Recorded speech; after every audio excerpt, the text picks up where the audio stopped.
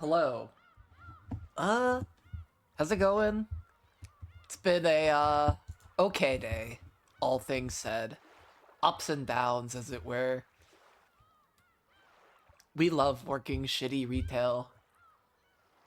We love, like, using our dyspraxic arms and legs to do goofy things, like work. It's great. We have no complaints. I love speaking in the royal we. I do that sometimes. You guys will just have to bear with me if I decide to use the royal we. Elsewise, okay. That's what I'll deal with. So last time on Umineko, we are getting Battler's final story. And we're kind of getting a different perspective about what could have happened on Rokonjima. And it's one that's like, what happened if Angie was there?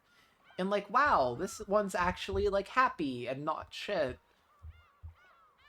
And Battler's the game master again instead of not Erica, Castle, who I really hope gets her just desserts because I really dislike her. And I think she's a bad guy.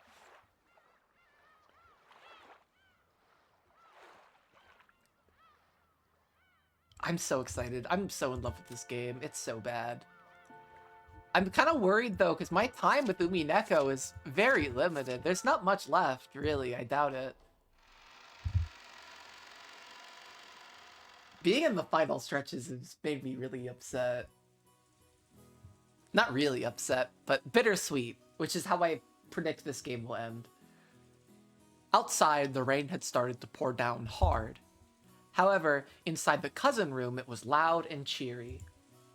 It could have been raining spears and no one would have paid any attention. Yeah? Be crazy if that happened. Full house! Take that! Whoa. You weren't bluffing. The cousins were all bursting with energy, sitting in a circle on the bed. And I thought Battler always had crap in his hands every time he acted tough. Of course, I've been losing all this time just to make you think that. Ushiramiya Battler, the man who loses strategically to win in the end. Battler's incredible. All my cousin coins have disappeared again. I'll give you some of mine. Let's crush Battler together, okay? With just a deck of cards, the cousins could enjoy themselves for hours and hours. They were so engrossed that the occasional thunderbolt hardly even registered as static in the background. I'm starting to get hungry. I wonder if dinner's ready yet. Let's order a pizza. Who knows? It should be ready soon. Goda-san and the others really went all out for tonight. Which means we've got a lot to look forward to. Is this to celebrate my long-awaited return? I heard from Shannon just now that it's going to be a Halloween party. They'll set up a buffet in the hall. Sounds incredible. A Halloween party? Incredible, incredible. Yeah, who is it? There was a knock, and the door opened, and Angie was there. Yay! She had been sleeping in her parents' room. Hey, Angie! So you woke up. They said it's time for dinner, so we have to go to the mansion. They said to get ready. Ugh! Food! Food! I'm hungry! Perhaps because she was the hungriest, Maria celebrated more vigorously than anyone else. She jumped up happily and hopped off the bed. As the others all clambered off the bed and started putting their shoes on, Kyrie and Rudolph came into view.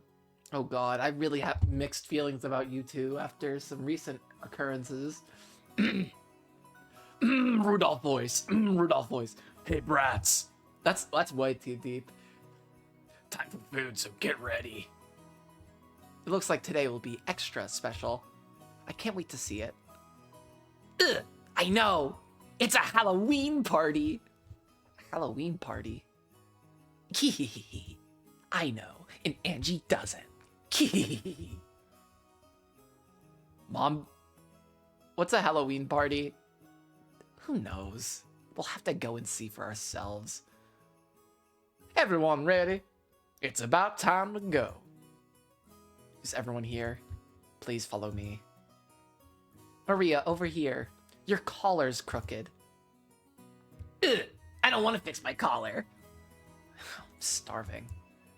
The food is the best part of these family conferences. Are you starving too, Angie-chan? Ava smiled at Angie. Yeah, I'm starving. Angie? I'm hungry, right? Don't worry about it. Yeah, I'll bet you're starving. My stomach's rumbling too. Okay, let's get out of here. Looks like the wind's blowing hard outside. Make sure you don't lose your umbrellas. Everyone, please take an umbrella. Here's your umbrella, Angie-chan. Thanks, Aunt Ava. All girls. Girls really are so cute. Come over to play at your aunt's house one of these days. It's a promise, okay? It looks like Aunt Ava's taking a liking to Angie. I'm sure nothing wrong will happen with that. Yep. Apparently, Mother really wanted a daughter. I've heard that too. I think she adored me too when I was little. My mama said she really wanted a son. Ugh. If your kid grows up happily, it doesn't matter if they're a boy or a girl. Which is why I beat my child. Maria is my precious, precious gift from God. When they got outside, the wind was fairly strong. Ava, who had really hit it off with Angie, offered to share an umbrella with the little girl. It was hard to tell what they were chatting so excitedly about, but they seemed to be getting along splendidly already. Battler opened his umbrella as he watched this. Hold up. Aw, that's cute. His little sister was cute when she clung to him, but she was just as cute and adorable when looking up at someone else with a happy smile. The wind and rain were strong, but even this must have been the perfect spice to heighten their anticipation of the coming meal. Ooh, that's good writing. We love it.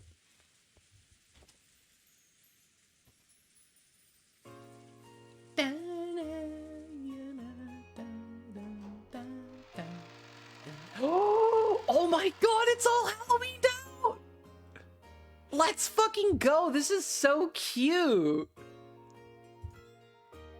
They got champagne, they got fucking sandwiches, they got these thingies, and these things. I'm so happy. I love this. They're really making sure Umineko goes out with a bang, huh? Thanks to some festive decorations, the main hall has been remade into the scene of a Halloween party. The Ushiramiya family always took meals in the dining hall. This was the first time I'd ever seen a buffet-style party set up in the main hall. Yo, Battler! Hey, Maria, long time no see. Beato! Happy Halloween! Trick or treat! I have some candy for you, but now is not the time. After all, it's just before a meal.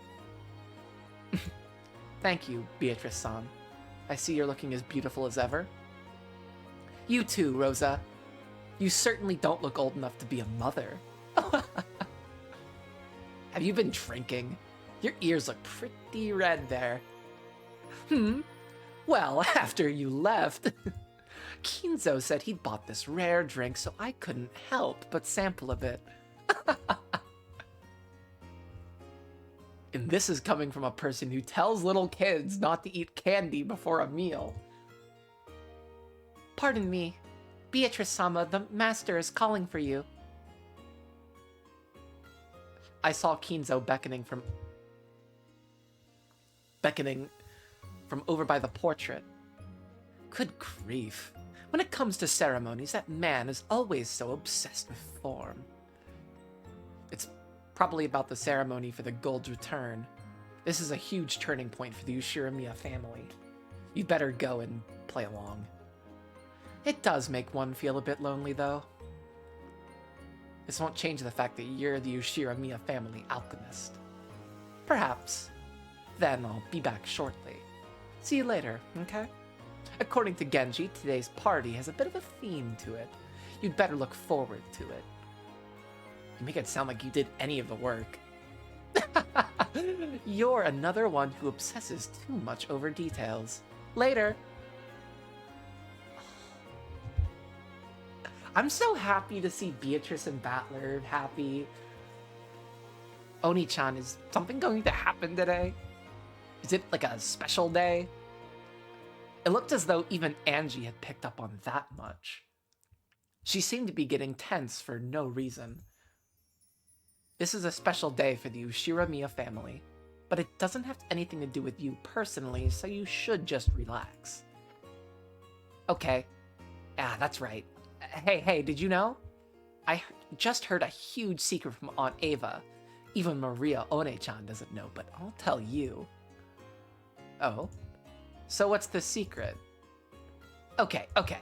I heard that if you get an almond in yours, you win. An almond in your what?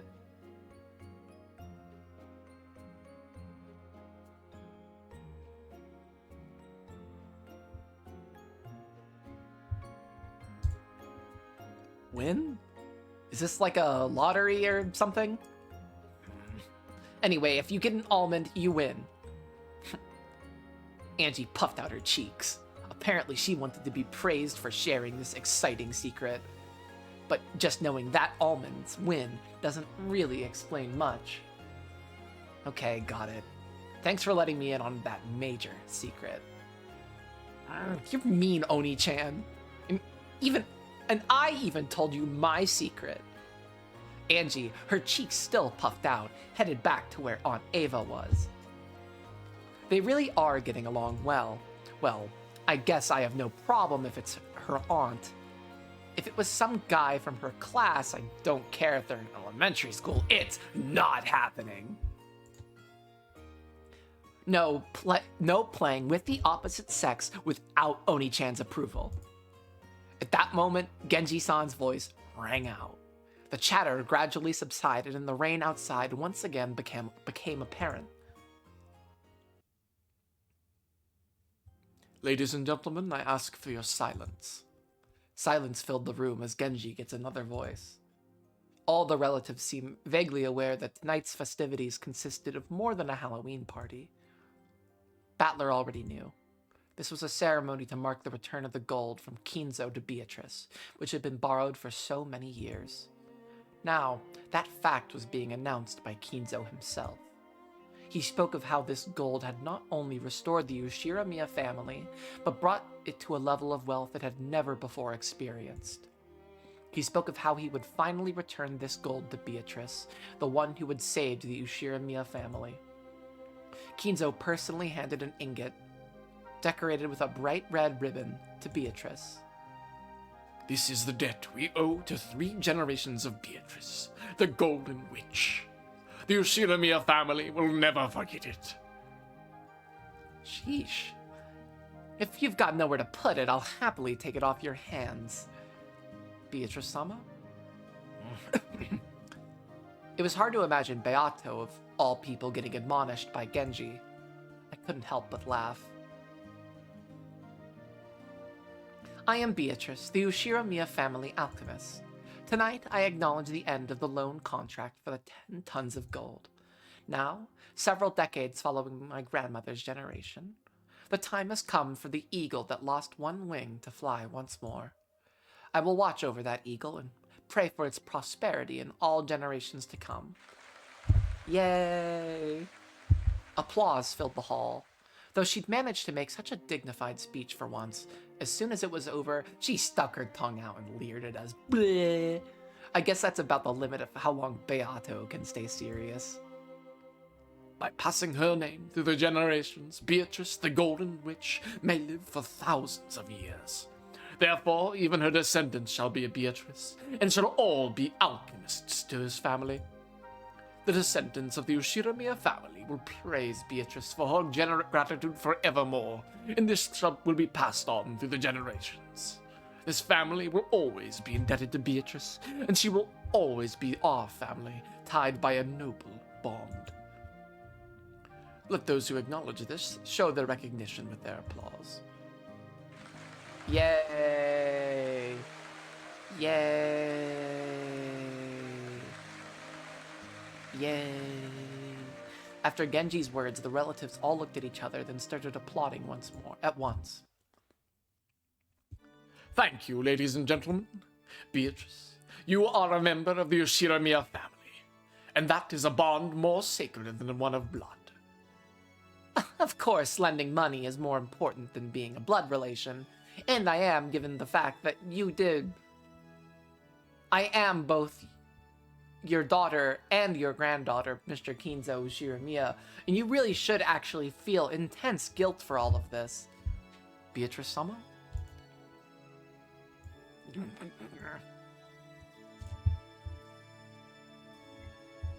After that, Kinzo's long-winded speech continued. Tonight, Kinzo would retire as the Ushiramiya family head. Then he announced that he would reveal the distribution of his inheritance. A stir of excitement spread across the siblings in money trouble when they heard that they wouldn't have to wait for Kinzo's death to get their shares. I am aware that each of you is in trouble with money. This should be enough to resolve all of those problems, but do not grow complacent. This is my inheritance, given to you before my death. In the past, though I have been strict, I have always watched over you. However, beginning tonight, your father will cease to provide support of that kind. I shall watch on as you take flight, as though watching down upon you from the heavens. No longer will I interfere. You may live however you please.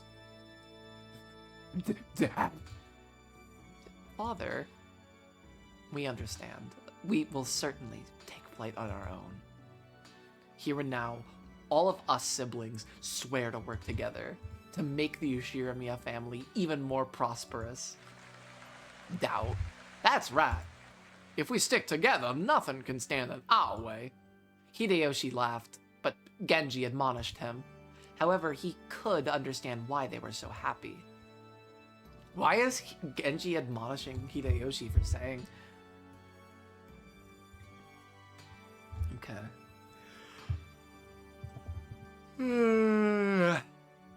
So far, the siblings had quarreled ruthlessly over the inheritance. However, this evening, the inheritance had been neatly split apart, and they no longer had any need to scheme for money. Do they split it equally? Oh, neatly, not equally. In other words, the siblings no longer had any reason to squabble with each other anymore. On the contrary, this was the time for them to join hands and help each other become more and more prosperous. Ava and Rosa were sniffling, with tears in their eyes. And so was Rudolph.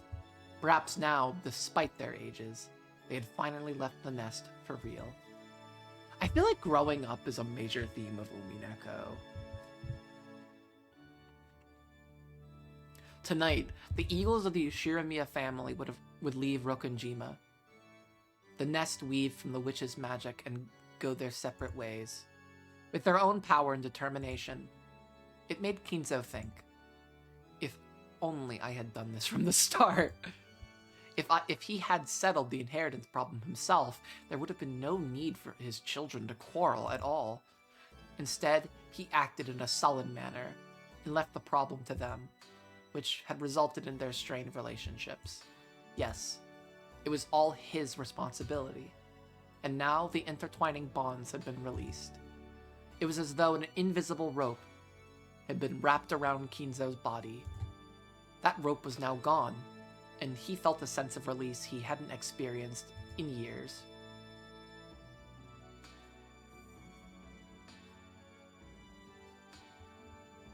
The four siblings stepped forward, and before Kinzo, they swore to all support Kraus, the new head, and lead the family to greater prosperity.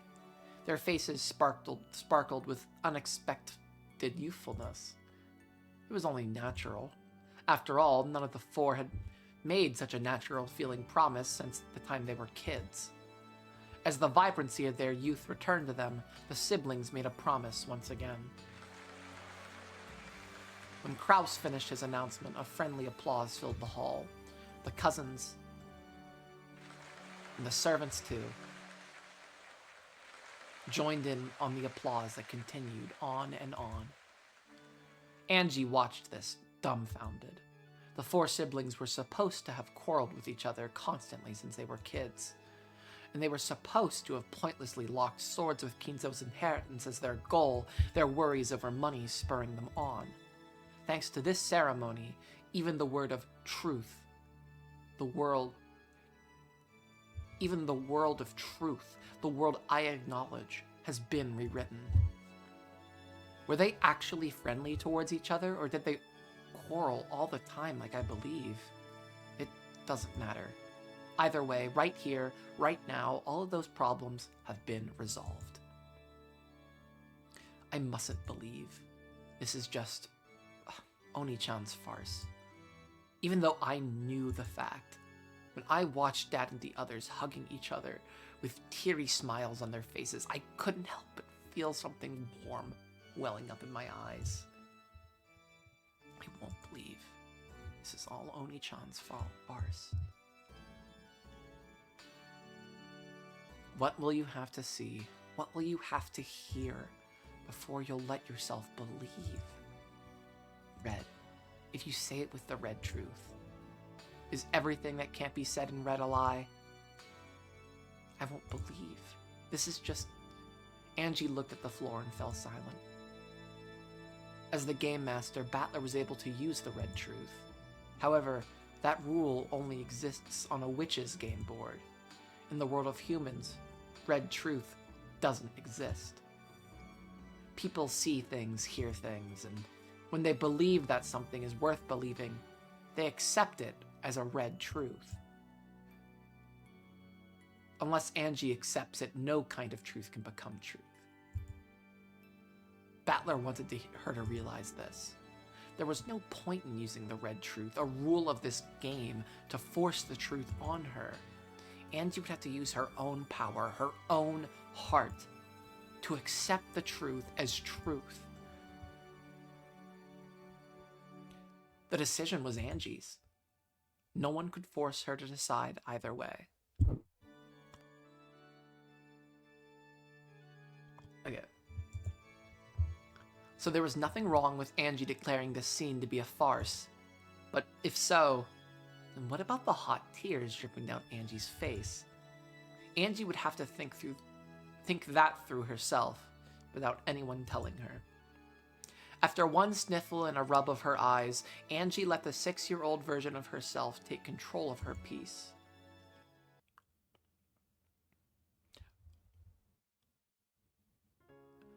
What I love that's happening right here is you kind of see what Angie really needed the most, and it was kind of healing. To kind of allow herself to be that 6-year-old girl again, to trust in the idea that this could be real. You just have to believe. It's so like in theme with Umineko and like everything we've gotten so far, which has been so marvelous. We love it. I'm such a big fan. What followed was a harmonious, fun stretch of time. Beautifully adorned dishes were brought in one after another, and champagne corks were loosened with pleasant sounds. Several small tables were set here and there, each with its own theme. That was where the fun lay in this stand-up buffet party, as the guests wandered from table to table, pondering what they should eat first. This sort of performance was where Goda's genius showed through. The hotel that let him go should have regretted ever having done so. Of course, a stand-up buffet would probably be a tiring affair for the middle-aged, so chairs had been set up as well. However, each time a new dish was brought into the hall, they could get up to look, wandering through the tables however they pleased. This way, they could each bump into a new group of people, then mingle elsewhere when that group melted apart. People are interesting. As the members of each group changed, so did the topic of conversation. The bustling Halloween party played out like a colorful kaleidoscope. The origami chains decorating. Ooh, the symbolism there is really, really, really, I don't like. It's scaring me. The origami chains decorating the walls brought back youthful memories. It's so hard to let my guard down on this game anymore. I just don't trust it. I'm so evil.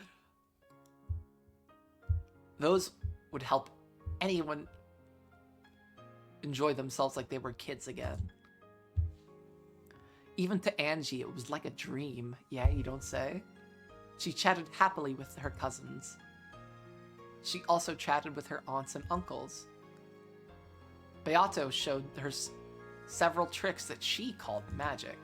Maria said they were magic, and Angie said that they were tricks, and the night grew even more lively.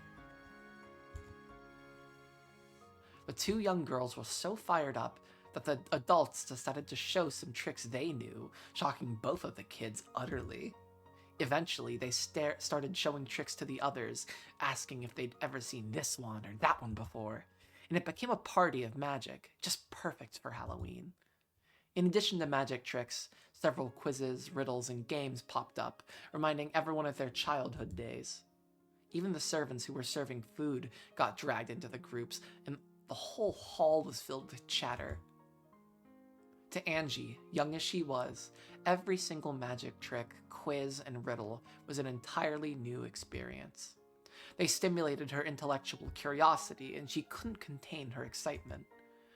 Add in the wide variety of delicious foods and drinks she could choose from, and it was like being in a dream. Angie felt a floaty sensation, as though she was walking on a cloud. Angie, did you drink some of this? This is Daddy's drink. I wanted to try some adult grape juice, too. So it's okay. Your face is looking a little red there. Are you feeling alright? She only had a bit. I think she'll be fine. I'll be fine. I'm not a kid. Angie-chan, drink this one, okay? That stuff your dad drinks is nasty, so don't try anymore, got it? That's right. If you drink bad stuff, you'll end up as a bad adult, too. I'm not gonna be a bad adult. I'm gonna be a princess. That's right. Angie is our princess. Yep, she's our family's princess. I agree. You better come over to my house to play sometime. We'll have lots of fun. Okay. Thanks, Aunt Ava. Everyone's being really nice. It almost feels like I've become a real princess. I feel so great. I could almost believe that this whole celebration was being held for my sake. Battler stood outside that group of people. As he watched Angie smile. I want more Beato Battler. Give me more. I need more. Oh, waiter! As he watched Angie smiling happy from the distance, he smiled too. When she smiles like that, she really lives up to her name.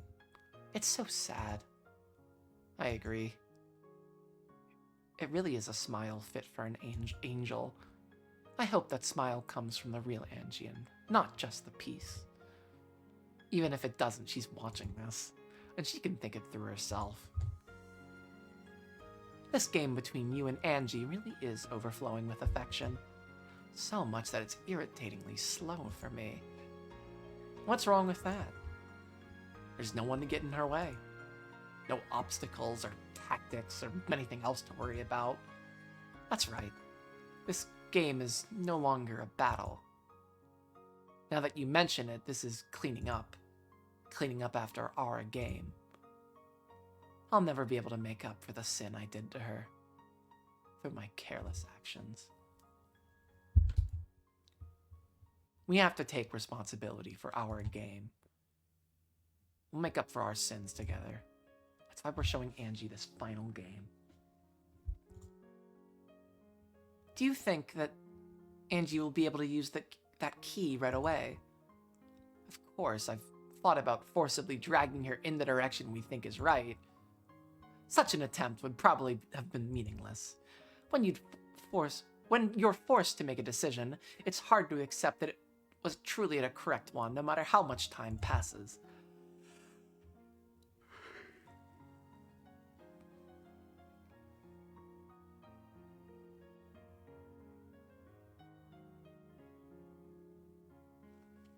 Exactly. Angie has to think and choose for herself. Even if she doesn't make the decision we view as the correct one, I think we should respect it. You are the game master. I cannot argue with you anymore. I will simply watch and enjoy this night. This game really is significant for Angie, but for us it's kind of like a party after the show. It's almost time. But are you sure? Angie might get the wrong idea again, right? We'll be fine. In fact, this is necessary. Just like how you appeared in the way you did. And everyone else too. Then let us enjoy this final celebration with the others. After all of them have acted their parts so well in this long game. That instant, the sound of someone clapping for attention rang out. Your attention, everyone? Please gather. And now for today's special event. Goda had been the one clapping. Everyone gathered together, wondering what was going on. On the serving cart in front of him was a large, sliced chocolate cake. Oh, hell yeah. As the highlight of tonight's Halloween party, I've prepared this Sacher torta for you all. What does Sacher mean? Sacher? Is it supposed to be Zucker torta? Sacher torta. Oh, it's Austrian. Invented by Franz Sacher?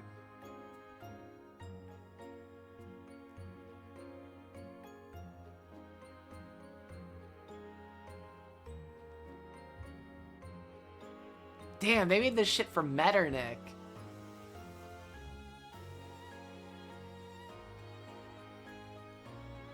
Maybe.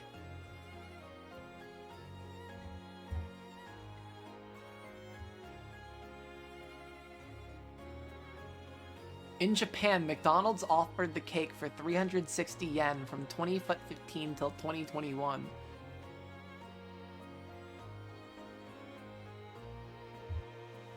Okay, so I think Japanese people might like this type of cake.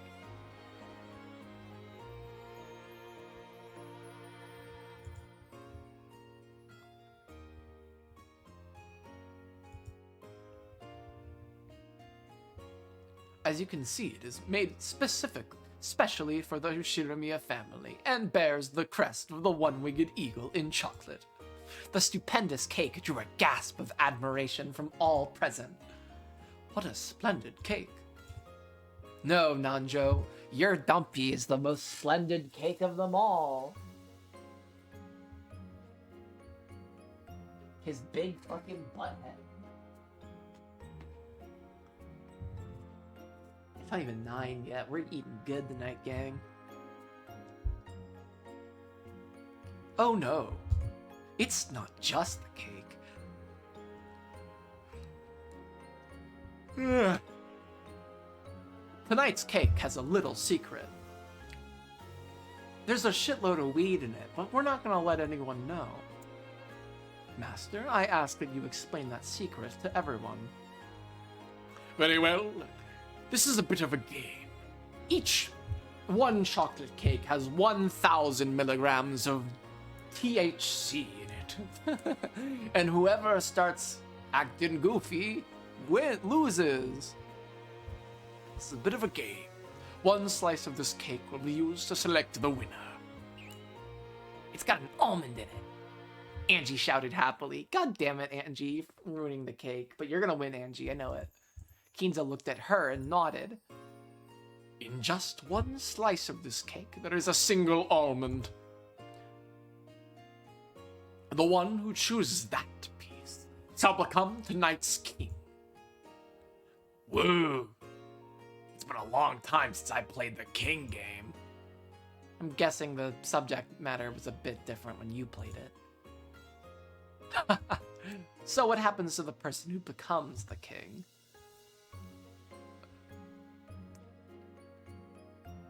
The king gets to name one wish. Then we shall try to grant it together. Ooh. Sounds interesting. Ugh. Kings are boys. Girls can't be kings. If a girl wins, they can become the princess. The almond. What if the almond wins? Right? Right? That's right. You're incredible, Angie. In times like this, luck can tell you something about a man. Can't let myself lose now. Hold up there. Let's let the smallest kids choose first. Yeah, it would be lame as fuck if you won, Hideyoshi. No offense. Good idea. Angie-chan, you can go first. Hey, you're the big cousin now, Maria. Let Angie-chan go first. But what if Angie wins? I am gonna win. The almond wins. The almond wins. It seems we old fogies must hope that leftovers are lucky today. If we're going by age, I guess that means Kinzo's last. But weren't you 1,000 years old? No! Everyone burst out laughing. Her real age was unknown, but she claimed to be 19. In front of Angie lay a large cake, split into several pieces. Just one of those pieces was the winner. Could you imagine what would happen if they had, like, accidentally cut... Could you cut a single almond in half and not realize it? Why am I thinking about this? I don't really think this matters.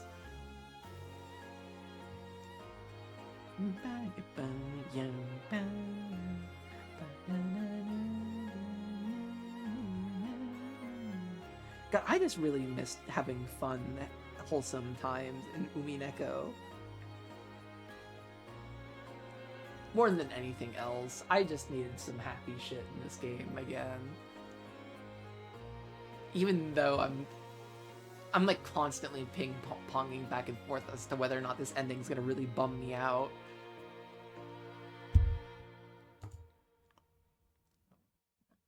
Well then, Angie-sama, which piece would you like? Whichever you choose, it will be ever so delicious. No way! I only want the winning one. Well then, you'll have to try and guess right on the first shot. Go ahead, pick one. Battler pushed Angie's small back towards the table with the cake. Which one should I take? The chocolate cake was cut into 15 pieces. I want to pick the one with the almond to become the princess. One of them has the almond. Which could it be? I get to choose first, but it sort of seems unfair. Doesn't it mean that she has the least likely chance of winning now because of that? No, it doesn't. It actually means, I think it means she has the best chance of winning.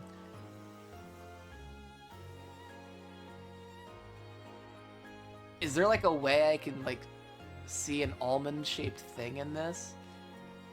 It's on a doily too. These are some small-ass fucking slices. They should have made 2 cakes. This is bullshit. This is such a bad deal. This is all the cake they're getting. This is like a fucking high school pizza party with cake. I mean, it is, isn't it? My chances of getting the right one are 1 in 15. There's no way I'll get it.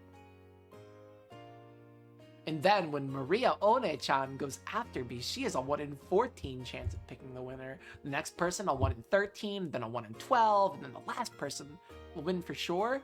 No, that's not how it works. Oni-chan, this isn't fair. It's harder for the person who goes first. Everyone laughed. Apparently there was something wrong with my calculations, but I still didn't like it.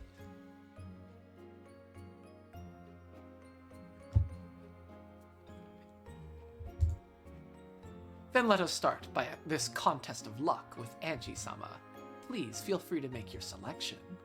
Okay. If I have to pick one out of so many, there's no way I'll win.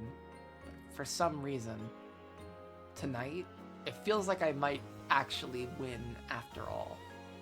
I have no reason for feeling this way, but when I'm in a good mood, Lady Luck always brings me fortune. Have you decided yet? Yeah, I've decided. This one's the winner. I concentrated on my fingertip and pointed at one of the 15 slices. The slice I chose was...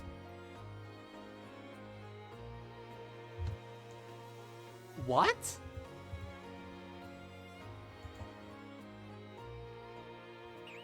This one! This one? Are you sure? I've made up my mind. I want this one. When he asked me whether I was sure, I felt a little... I'm not sure. I wasn't even ready. I think I didn't even mean to click something there. I was gonna try to save scum the cake. I was gonna try to save scum the cake.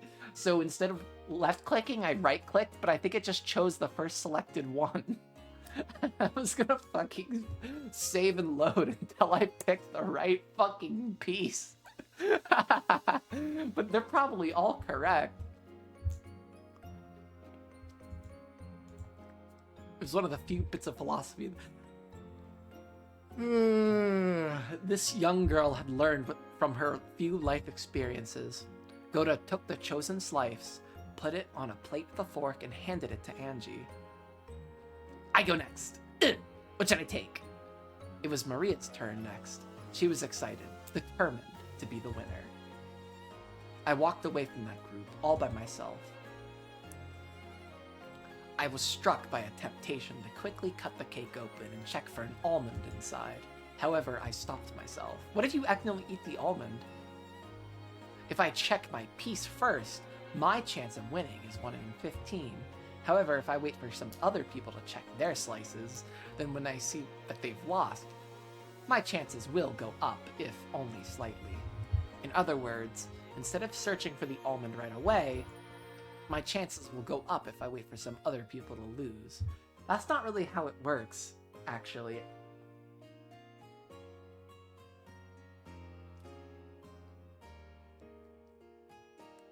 I mean, really, the almond's just in one of these. This is a cat box thing, but whatever. But if someone picks a winner while I'm sitting around here, the chances of my slice being a winner will go to 0. It'll be tough to calculate the right moment. I need to wait just long enough for as many losers to show up as possible. My chances of winning are the highest if I can check my piece immediately before someone else wins. Yeah, that's the trick to winning this game. I think you're putting too much thought in it. I think your cake's either gonna have an almond in it, or it's not. 50% chance, obviously.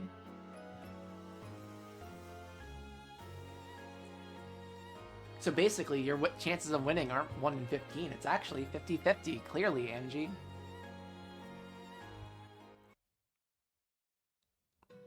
Ellipses? Question mark? What a strange thought. Feels like I'm missing something. Even though no one else can touch the cake that's sitting in front of me. The almond inside it will appear or disappear depending on whether or not the other people win or lose.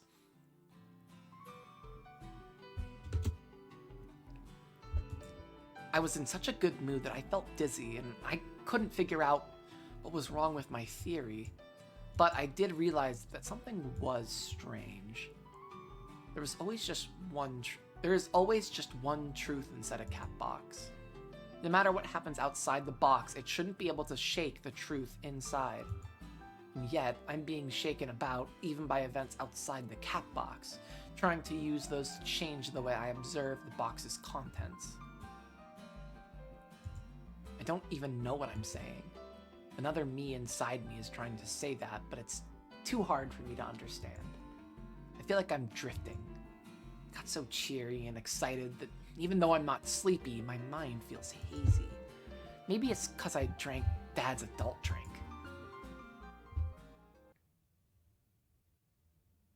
In the end, even though I chose the first piece, I decided to check it last. After I've seen that everyone else has lost, my chances of winning will be 100%. I tried to find a contradiction in my thinking, but I didn't really get it, so I stopped.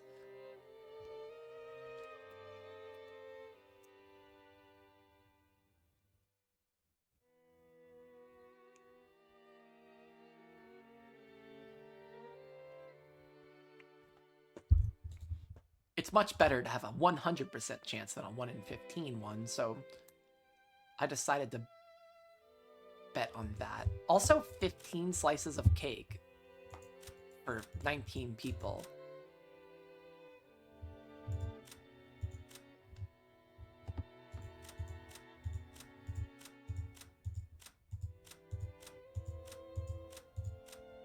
Why am I counting like this? 4, 8, 12...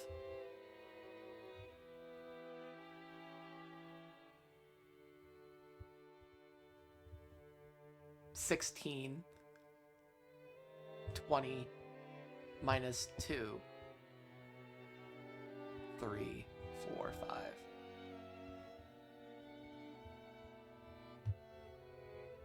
Okay. I couldn't wait to open this precious... I'm not even going to think about it all that much, actually, I've decided. I couldn't wait to open this precious treasure chest. But I waited for everyone else to choose their pieces and check them. How's it going? Has anyone found a winner? Ugh! Mine didn't have one. I lost 2. Guess I'll have to give up on being the princess. No, Jessica, I'm sorry. Even if you lose, this sakura torta is really beautiful and delicious. It's such a good decoration, it's almost a shame to eat it.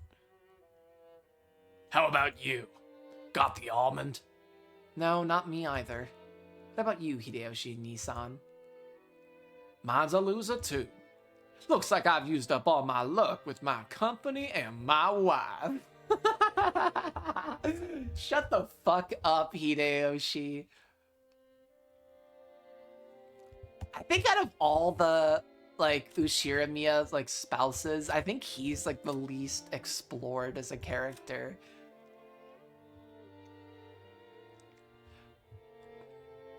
I feel like the characters that get, like, the least screen time are kind of like him. Genji doesn't get a lot. Like, personally, Genji's really important because of his relationship to Kinzo, obviously, and Beatrice, but that's about it. There's not like, a lot of, like, a lot of personal Genji development. Goda doesn't get a lot of plot development personally because he's a wholesome cinnamon roll who knows nothing and would do nothing wrong and kill no one.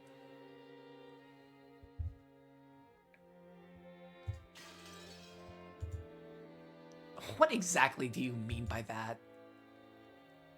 What about you, Dr. Nanjo? I'm checking it now. Games like this can truly be fun every now and then. Indeed. Sometimes a simple test of luck, without any strategy or tactics, can be quite entertaining. What the fuck is this bullshit? Get the fuck out of here. We're in it for the love of the game, baby. Nothing else. What?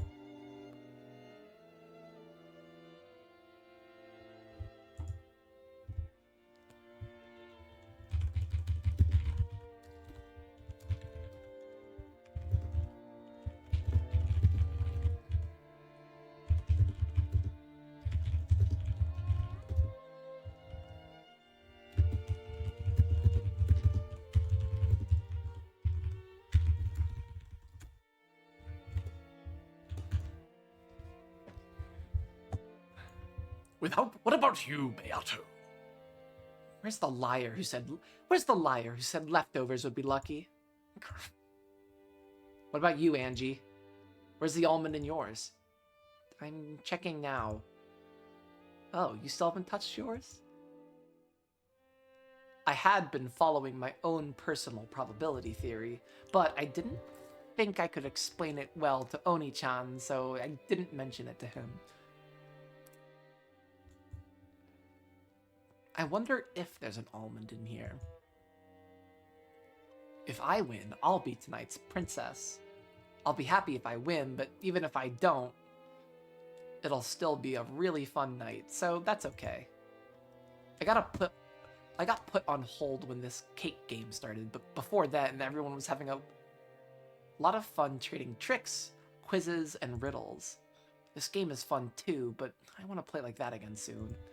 Huh? What's up, Angie? Oh, I lifted up the tiny thing with my fork and stared at it, then showed it to my brother. This is an almond, right? Whoa! Angie got it! That's awesome!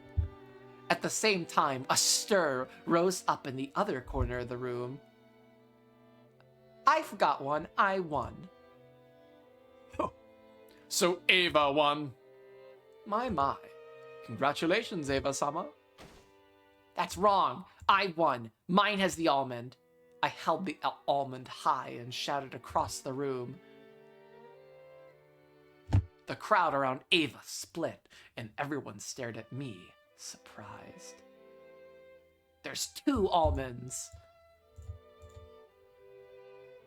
I was surprised too. The thing in her hand was, without a doubt, an almond.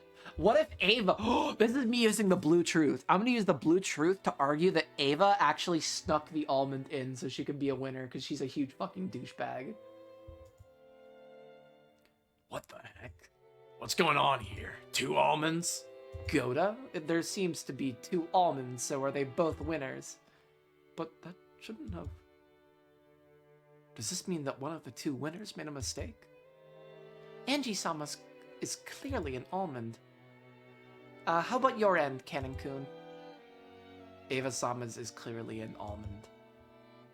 Ha ha ha! This very much seems like a paradigm of the game we've been playing for the past 200 fucking hours. And it seems they both win. Master? What an odd occurrence. What's all this, Goda? Well, it seems we've had a little mistake. Perhaps they should do rock, paper...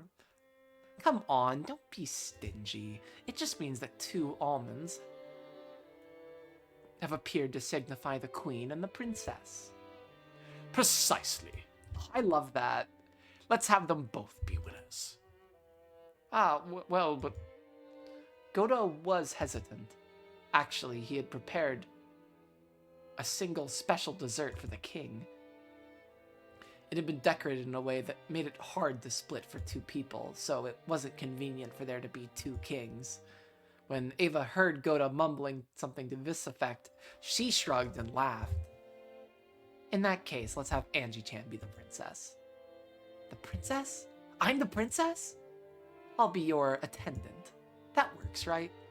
Of course it worked. Angie had been worried that Ava would be declared the winner, since she had spoken up first. So, she hadn't even dreamed that Ava would give it up to her. But are you sure? You won too. It's okay, I get to be your attendant.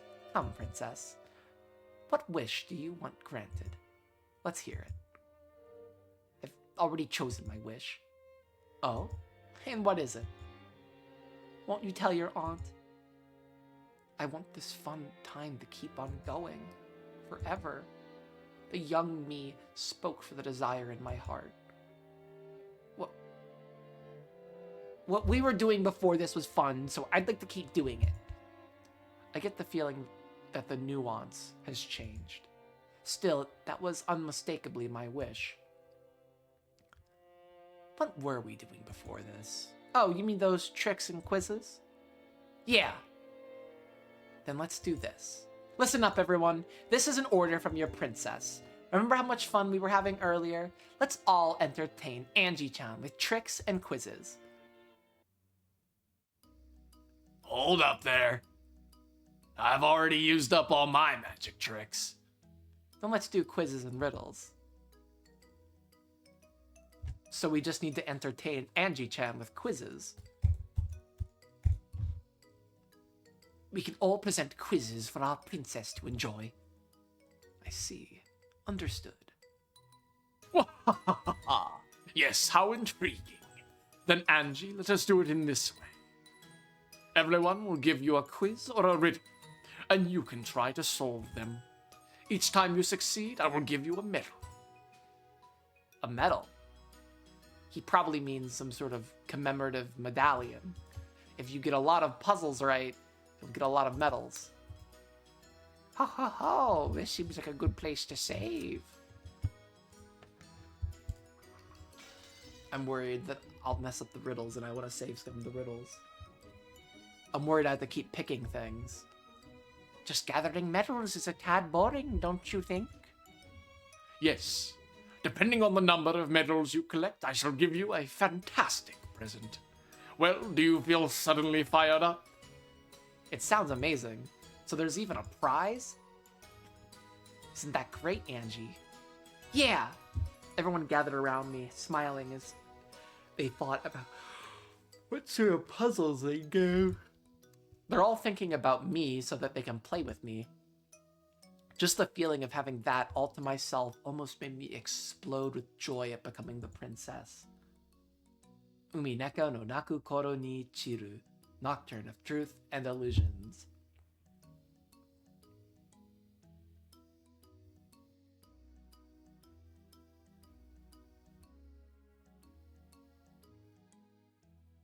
Umineko no naku koro ni chiru.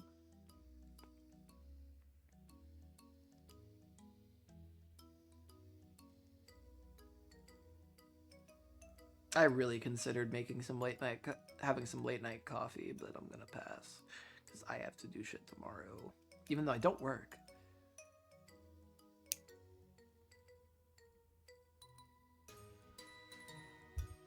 I became the Halloween party princess, and the tournament of quizzes and riddles just for me began. It looks like I get a medal for each puzzle I get right.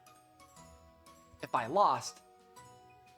I get a lot, I'm supposed to get a wonderful prize from Grandfather.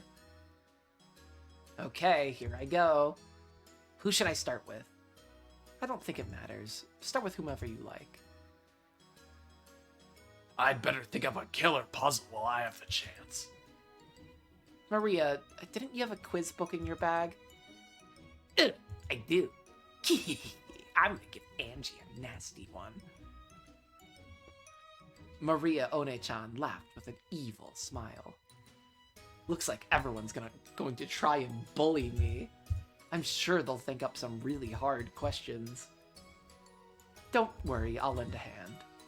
Really? Of course. After all, I am the princess's attendant. So let's give it our all together and get a huge pile of medals. Okay. Come now, Angie-sama. Start wherever you want. I, Goda, am ready to challenge you whenever you please.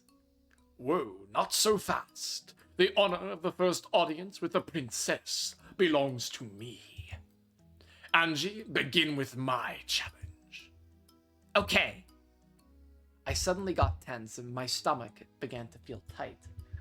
Then Aunt Ava gently held my hand. It'll be okay. Let's do this together. Okay. Then let us begin, Angie. This is a story about December 25th, Christmas Day. Christmas? Even though it was October, he suddenly started talking about Christmas. Is he going to ask what day Christmas is? He already just said that, Angie, but okay. I know that, it's December 25th. On Christmas Day, a woman looked up at the night sky and spoke. Eventually the night will end and morning will come. Wouldn't it be wonderful after the sun sinks and it becomes night once more? It could be Christmas again. And then the man spoke. Okay, I'll make your dream come true for you. Is such a thing possible? The day after Christmas is the 26th, a normal day. It's Boxing Day. It's impossible. Still, Christmas even after the sun rises. Oh, I've got it. Huh? How? How can the day after Christmas be Christmas again? Think about it yourself, Angie.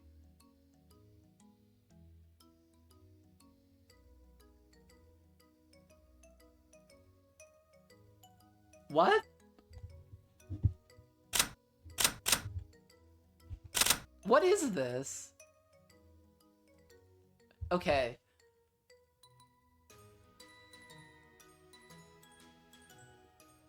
Okay, this is gonna be really embarrassing. I'm not gonna get this shit right. I'm really bad at riddles. I consider things from too many different angles, so it just...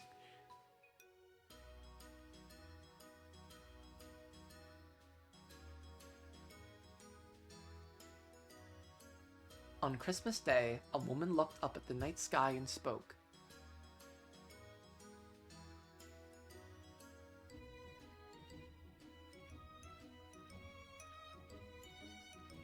Eventually the night will end and morning will come.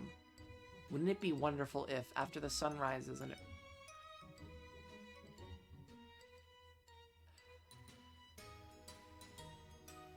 I feel like it is possible because, like, if Christmas starts at midnight, it's still night, and then it's morning, and then it's night.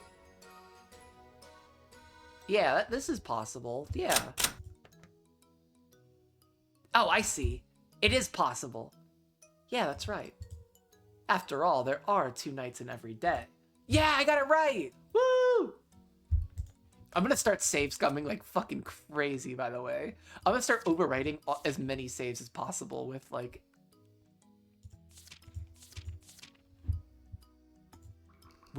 quiz saves. Because I don't want to miss any of these, because I'm such a sweat. Right. December 25th starts at midnight. Midnight is during the night, so that's the first night.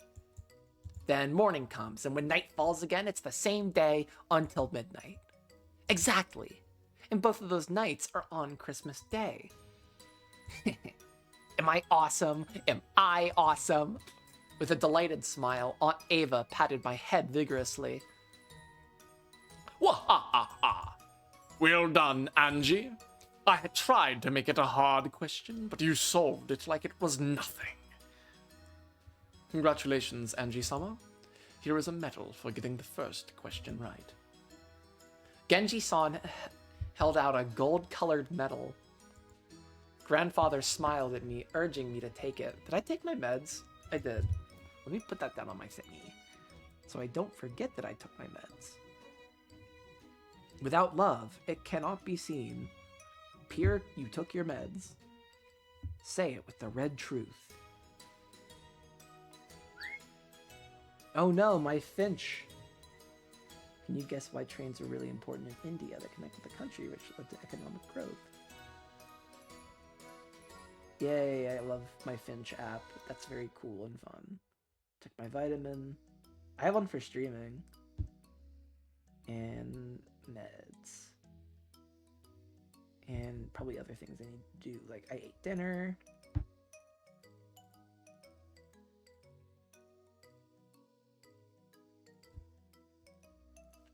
Okay, that's good. Thank you. Keep up the pace. Well now, that is all for my puzzle.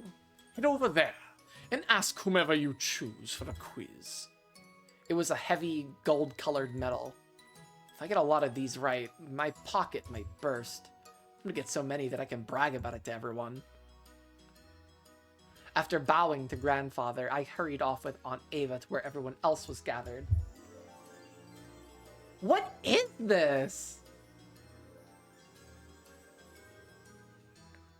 Kinzo watched Angie go with a warm gaze. Did I make it a bit too easy? No, I think it was just right. She's like 6, dude. Yeah, you're fine.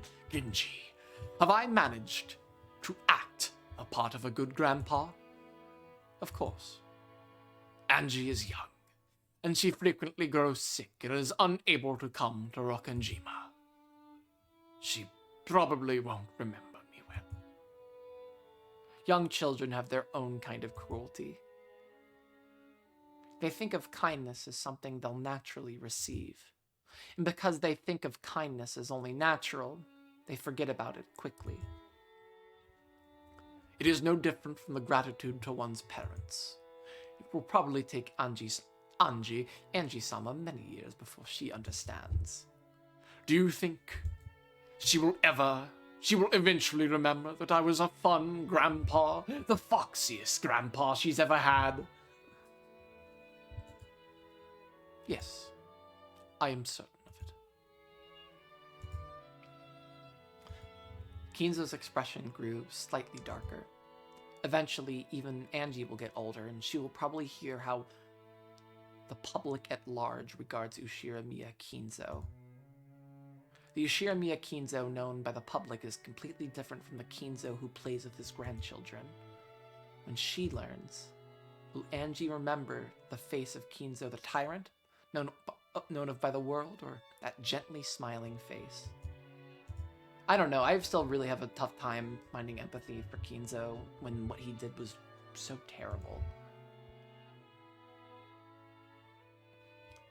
I would hope for her to remember my smile, if possible, but such a thing is probably too much to ask for.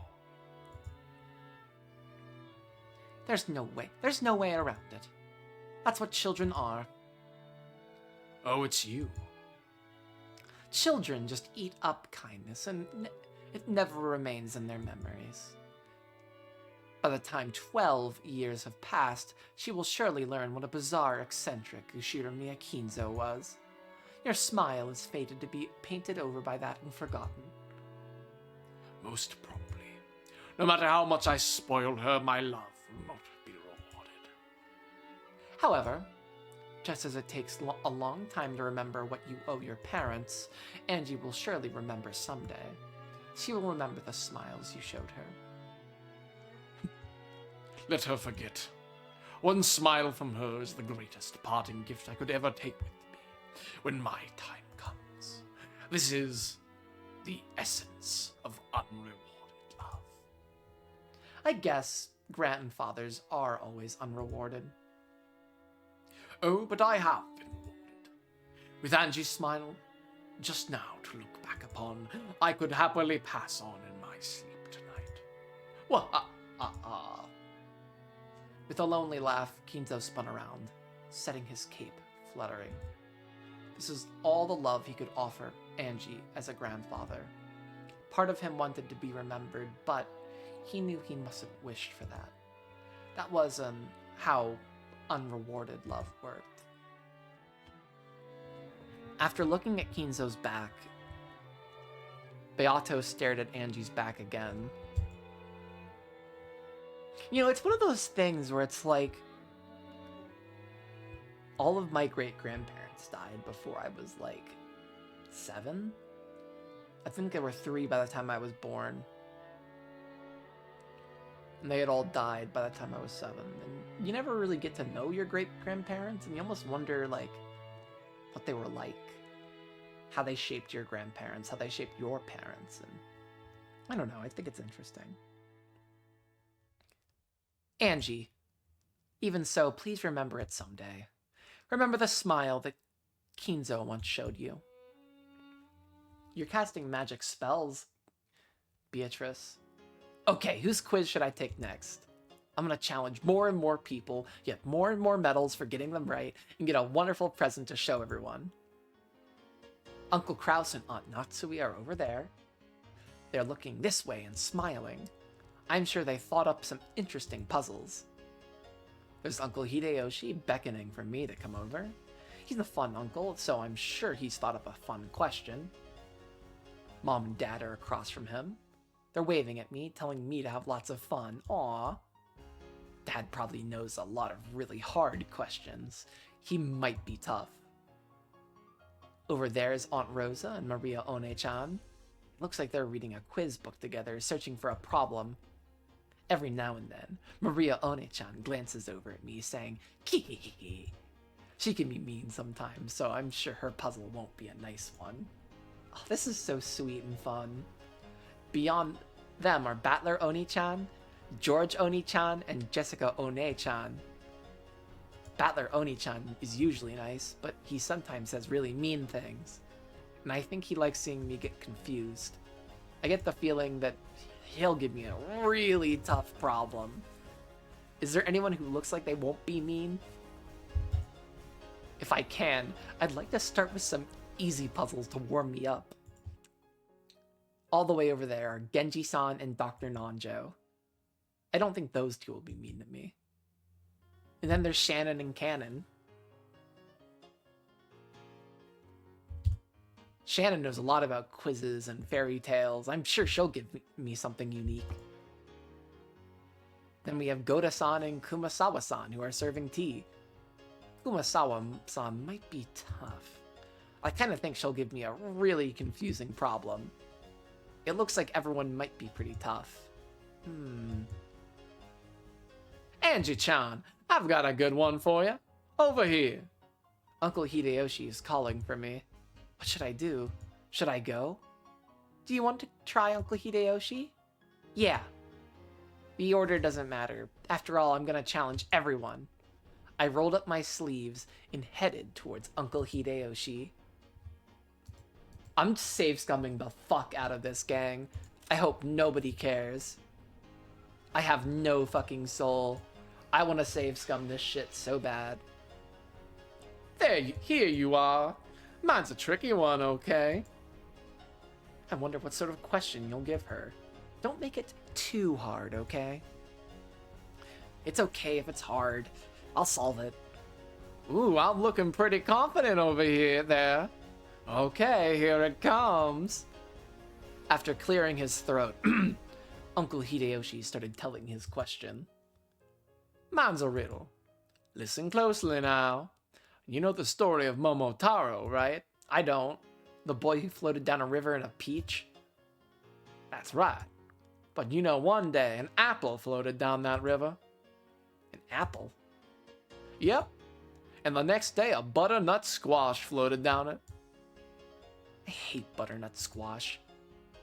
And then the next day some cabbage floated down it. And the next day a dill pickle did. And the next day an eggplant floated by. And the next day after that a fig did. What a strange tale. Did a greengrocer live upstream or something? Okay, here's the question. What floated down the river the next day? Huh? Got it. Do you get it, Angie-chan? I don't get it. Then I'll give you a hint. There's a pattern to the things that float down the river. Can you guess what the pattern is? I don't know, can I? Wahahaha! What a huge hint!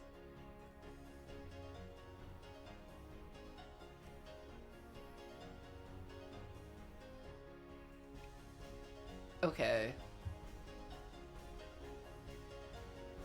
So what's the commonality between these things? Not all of them have stems.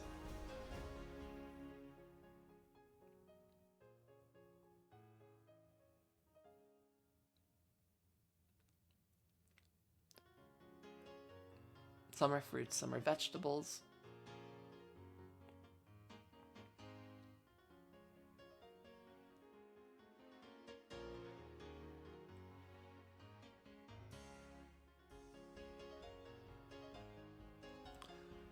Shape, circle, line, circle, line, line, circle.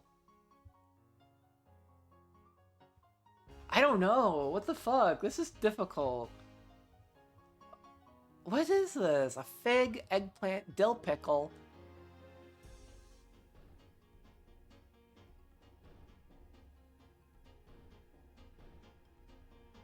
Why is all this shit flowing down a river?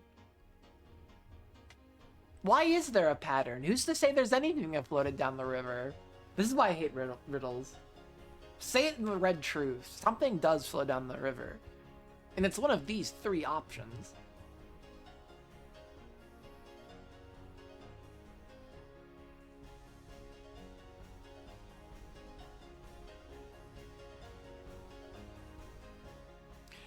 What?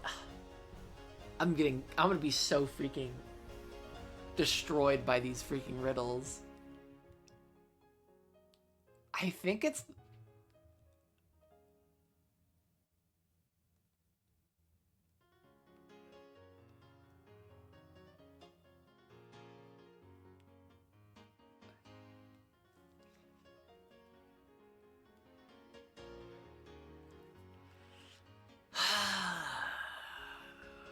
This is really tough.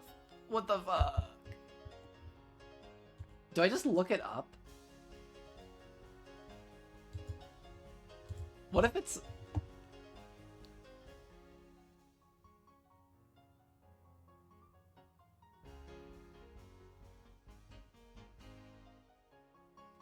It's gotta be lettuce. Right? I'm wrong as fuck. I fucking don't have a clue. Guess that was a bit too hard.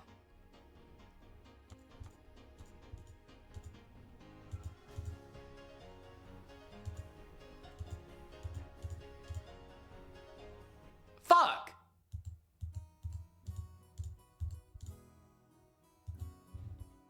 God damn it. Okay. Why is that right? What makes that right? She said it was some fucking... Oh. Damn it.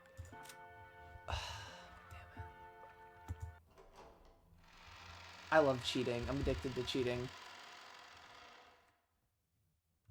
This is the only cheating I'm ever doing in Umineko. Is it a fucking onion? Was it my second guess right? It's a... Oh, I can't do it. I can't do the fucking lettuce puzzle.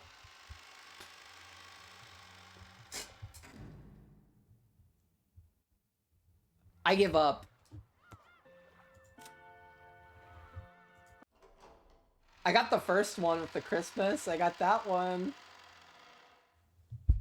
Nothing going wrong here. Why the fuck is it a grapefruit?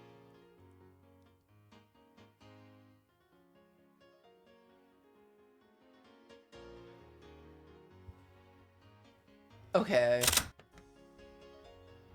I know! It's a grapefruit! That's right. It wasn't one of the choices, but green beans would have worked too. Alphabet? Fuck your alphabet. Apple, B, C, D, E. Fuck me. Thanks, Aunt Ava. This is literally gonna be a fucking, like, a 15-part humiliation ritual for me. This is fucking evil. You solved it by yourself, Angie-chan, which you did, and you didn't save scum anything. Yep, nice work. Now here's your medal for getting it right. Hideyoshi took out a gold-colored medal and placed it on my palm. It felt heavy in my hand. Yeah, this is what victory feels like, and not like I ever save scummed to get my fucking stupid riddle right. You got one medal. This is so weird. I think this is the game just having fun at the end. I've got another medal for Ava's puzzle, but I can't think of any more. Then maybe I should give Angie-chan a puzzle. You don't say.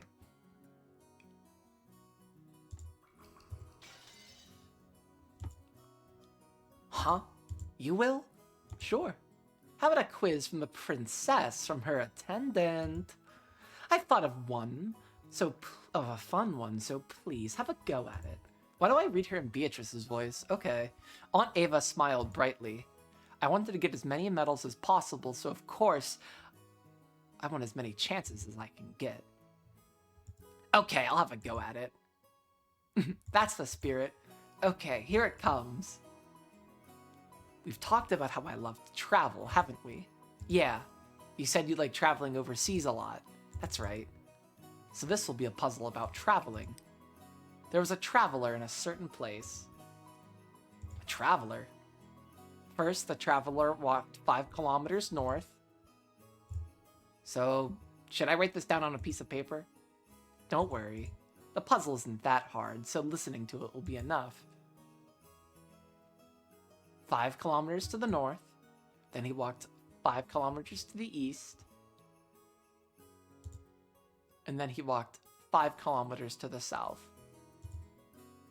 5 kilometers north, 5 kilometers east, 5 kilometers south. You mean like a blocky N? That's right. So he'd end up at a spot 5 kilometers to the east of where he started. That's what you'd think, right? But incredibly, this traveler ended up in the exact same spot as he started. Is something so mysterious possible? Well, there's no way. His compass must have gone crazy. Of course it didn't. But do you know Angie-chan? It wasn't because of his compass. Is this a play on words? No, this is a real quiz. For a hint, why don't you try thinking about a globe?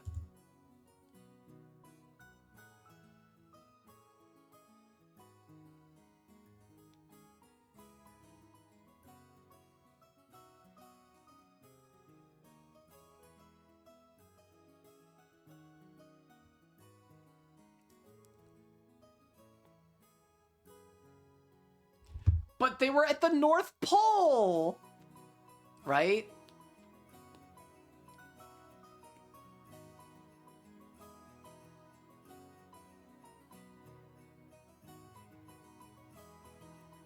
It's that easy, right?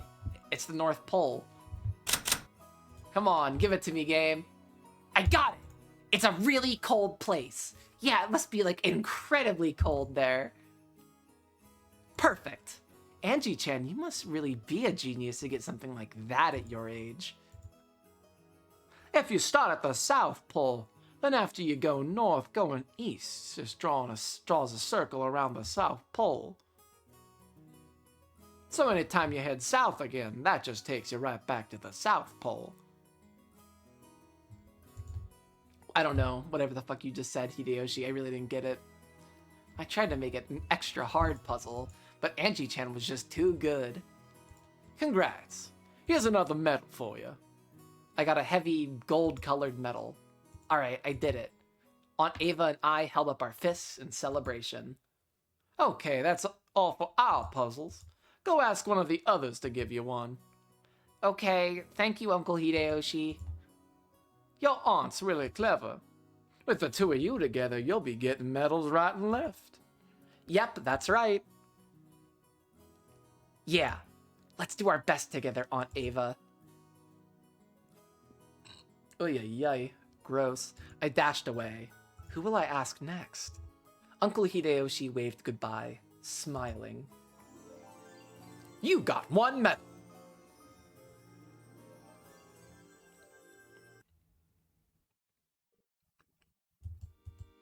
I'm gonna be such a disgusting fucking rat about this. I have no shame.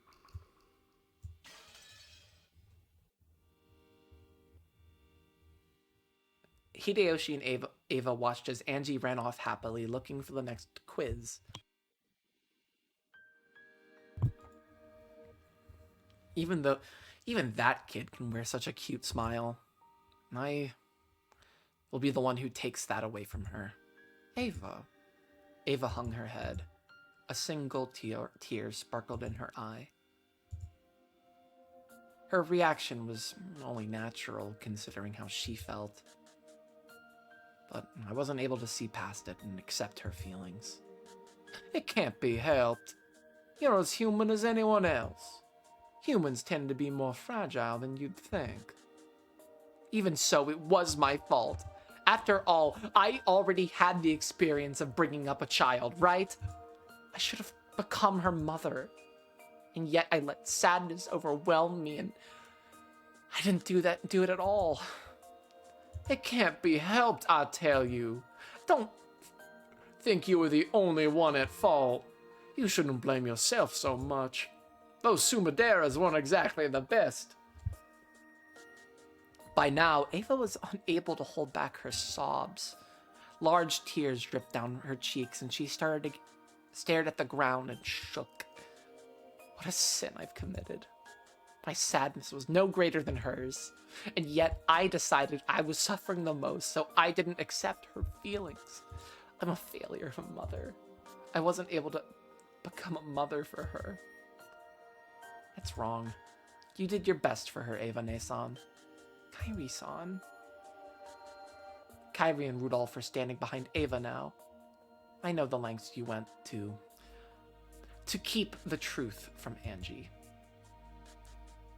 You held out well, Aniki. Guess that daughter of ours really has been a pain, and clueless about how much you suffered. 'Cause I bet I killed some people, and so did you. After the accident on Rokkenjima, Ava, the only one who left Rokkenjima alive, adopted Angie, the girl who had been absent and survived. While they would eventually develop a sad and mutually painful relationship, it wasn't like that at first.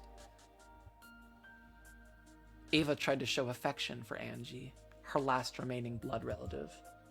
She tried to become Angie's new mother, even as she fought back the sadness she herself felt. However, Angie wasn't able to accept that kindness. She lashed out at Ava, the only one who had returned alive, for stealing her parents away from her. Ava, understanding that the wounds that the six-year-old girl bore withstood these attacks. She grit her teeth and poured all of her affection onto Angie, affection that went ignored. However, the wounds Ava herself bore were also extremely deep. She was never rewarded for her sad efforts, and the future in front of her grew dark. You tried to show Angie the same affection you once showed George-kun, but that was just for my own satisfaction. Ava-chan, Angie-chan never felt any of it. Angie was the one who couldn't accept it. It wasn't your fault. But who could possibly ask that of Angie-chan when she was just 6 years old? I should have held out much, much longer until she could understand my feelings. Ava-ne-san, I want you to believe one thing. We don't blame you in the slightest. After all, you killed me. What fucking really happened on Rokkenjima? I don't know. Kairi-san, thank you so much for suffering so long for Angie's sake. If that kid has a human heart, then I'm sure she'll recognize the affection you showed her someday. Thank you, Aniki. We'll always be grateful. Isn't that wonderful, Ava? Your efforts haven't gone unnoticed. His voice is so fucking stupid. I love it. Fucking foghorn leghorn.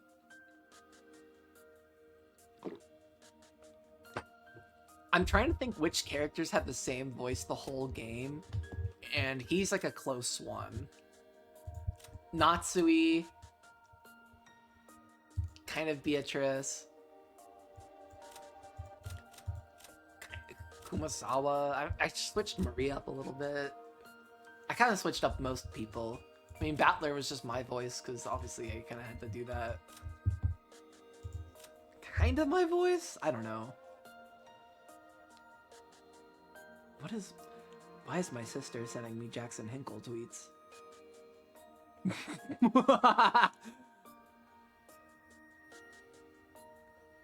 I challenge Nick Fuentes to a fight in his ancestral homeland of Mexico.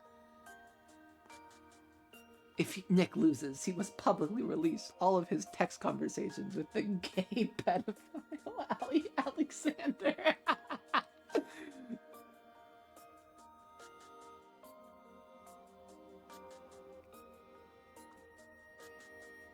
Dana White.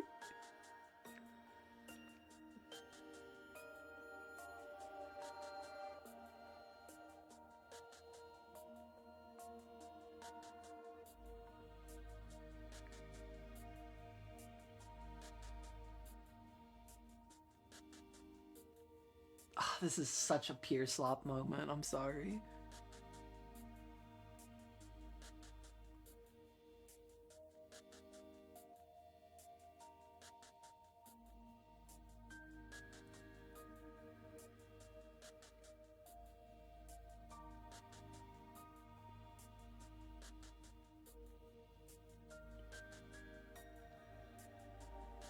Okay, I had to think of a fun response to my sister. Your efforts haven't gone unnoticed.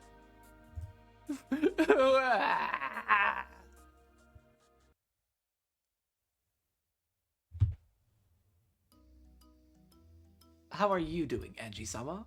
If you wish, I, Goda, would be pleased to challenge you. You don't say. This is so fucking lame of me, but I don't care. I want to get all the fucking medals. I want to be the completionist. Ho ho ho. And I, Kumasawa, have a very tricky puzzle for you. Could you just give me fucking trivia, please? Doesn't matter how hard it is. I'm not alone. I'll solve it with Aunt Ava. Goda and Kumasawa offered up to challenge me. I'll have to go up against everyone in the end, so it doesn't matter who comes next.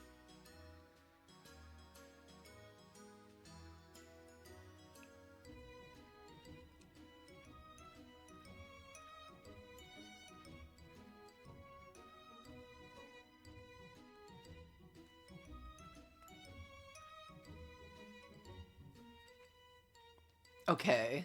I waved at Aunt Ava to hurry up, and she ran towards me. So we're challenging this pair next. Who shall we start with?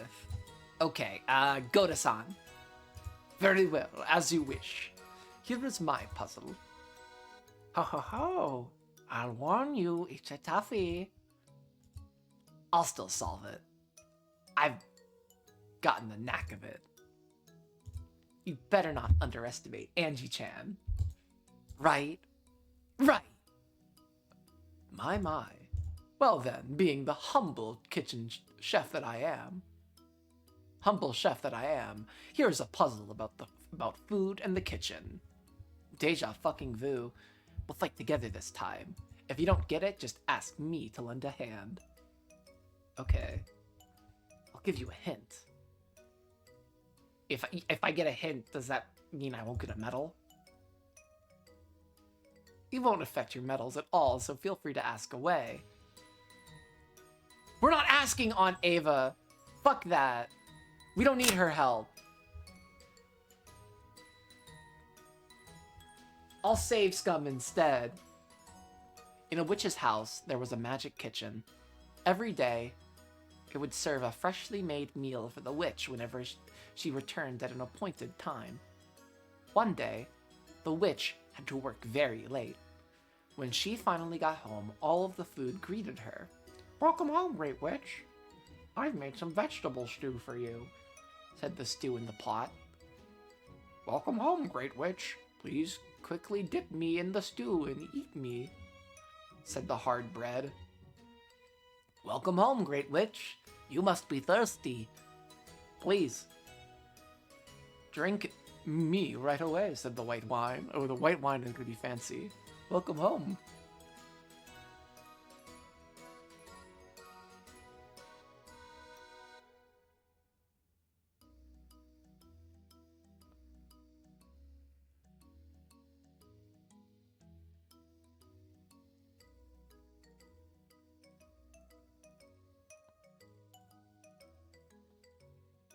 Which one's lying? I can't tell if people are fucking lying.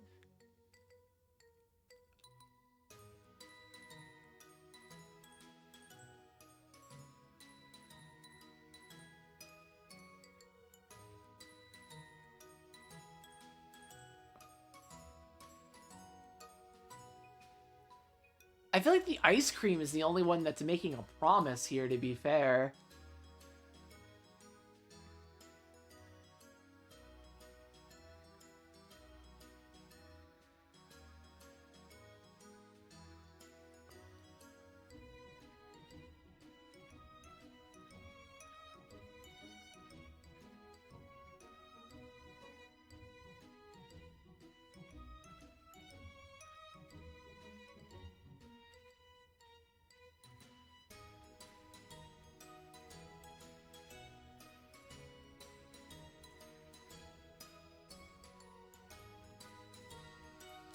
So my sister keeps texting me, my apologies.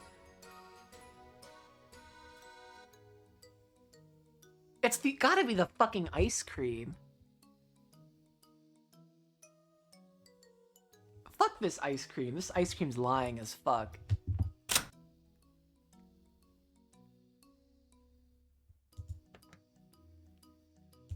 Ice cream!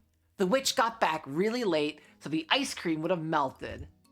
So she couldn't eat it. That's not really my logic I used, but okay. To me, it just seemed like the ice cream was the only one that made a promise. Okay. Nicely done. See? I think I only got one riddle wrong so far. Angie-chan's a clever girl, isn't she? Yeah, she is.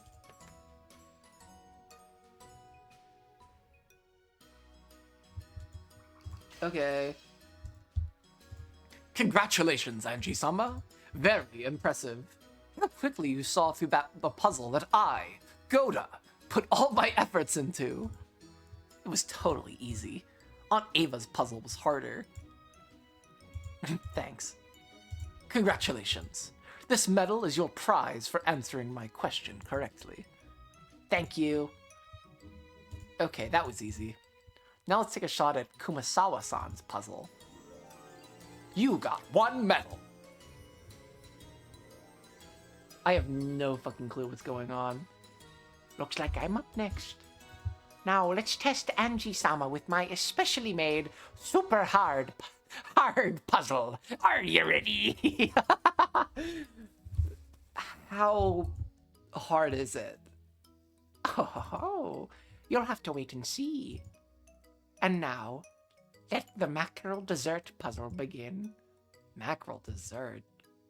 This is Kumasawa-san we're talking about, so you can bet it'll be a strange one. Be careful. Okay. The cook was in trouble. Dinner had been finally prepared, except for the dessert. But he had no ingredients except sabara, mackerel, and leftovers.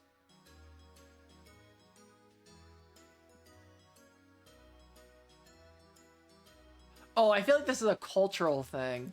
Then the cook had a flash of inspiration.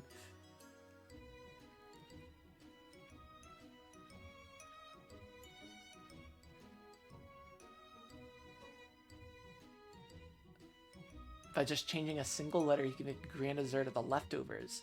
So you either get abara,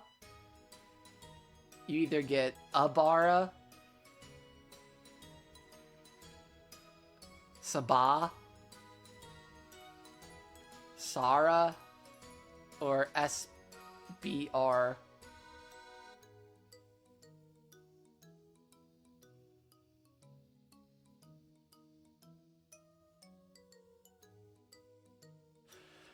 I have no fucking clue.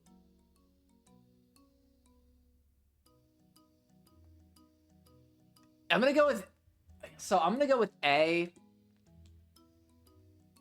I'm not really gonna think about this. And the reason why I'm gonna go with A is because A is the only one that has multiple letters, and I feel like that's interesting. Always read the question more carefully. Ugh, I hate riddles. I'm so bad at them.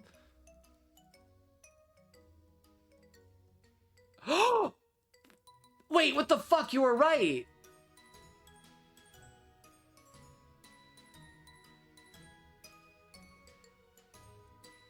Desert.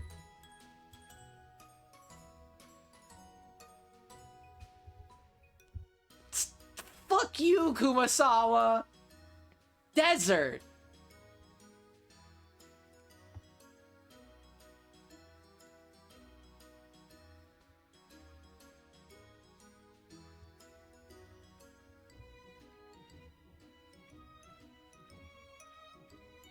It's B. We're turning the fucking B into an H to make it Sahara. Fuck you, Kumasawa. You thought you could fucking get past me?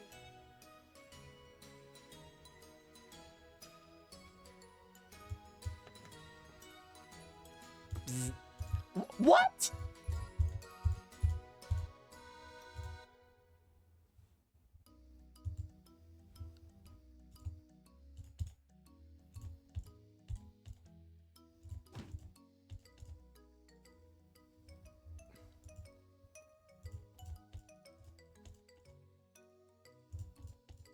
Fuck you! How am I wrong?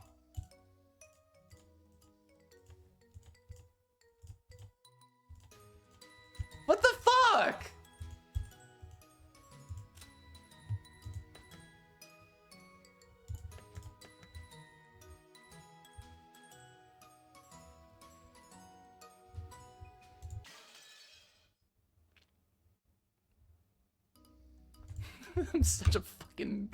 I'm such an absolute freaking...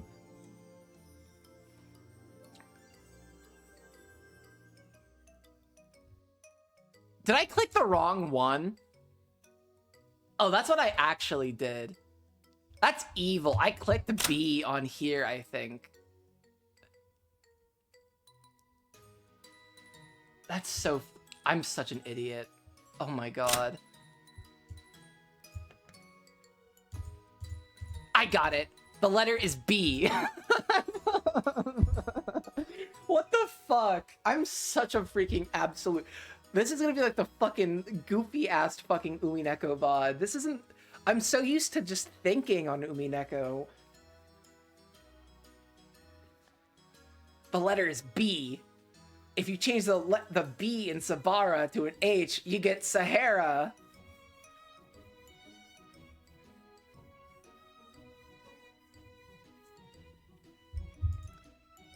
Ho ho ho! That's correct. You just clicked the wrong answer first time, you fucking clown.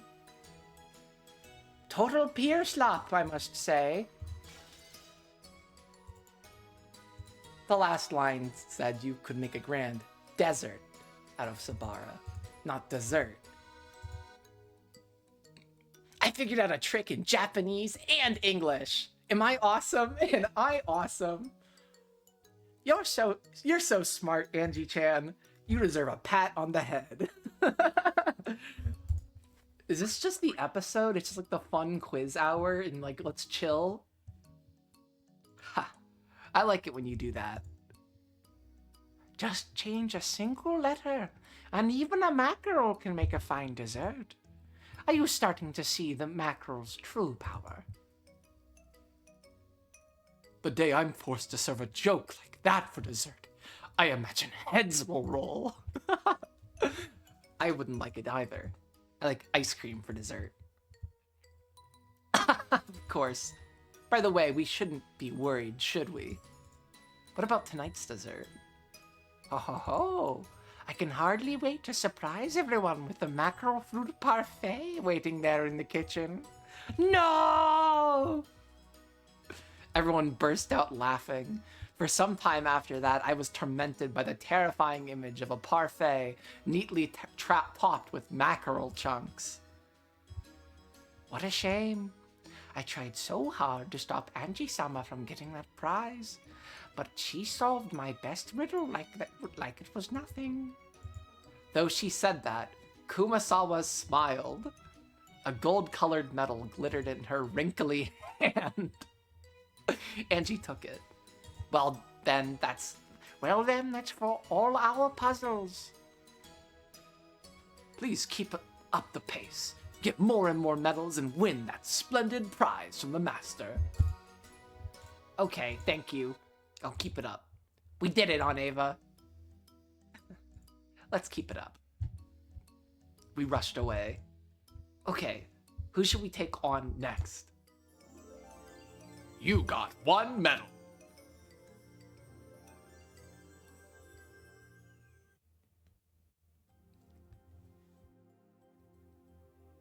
It seems that all of a sudden, the tiny girl who used to hide and tremble in Kairi-sama's shadow has grown to be so bright and cheery. Who's Battler's mom? With each passing family conference, one can feel the growth of those youngsters. After just a few years more, Angie-sama will surely learn of love, of makeup, and will eventually grow to become a true lady. Very true. If she grows normally with the passing time, that is. A cruel fate will force the chick called Angie into a lonely future. If an egg isn't warmed, it won't hatch. The egg she is now will not be warmed by anyone and will not hatch. Inside that frozen egg, will Angie-sama have no choice but to face an isolated future? They all fucking know.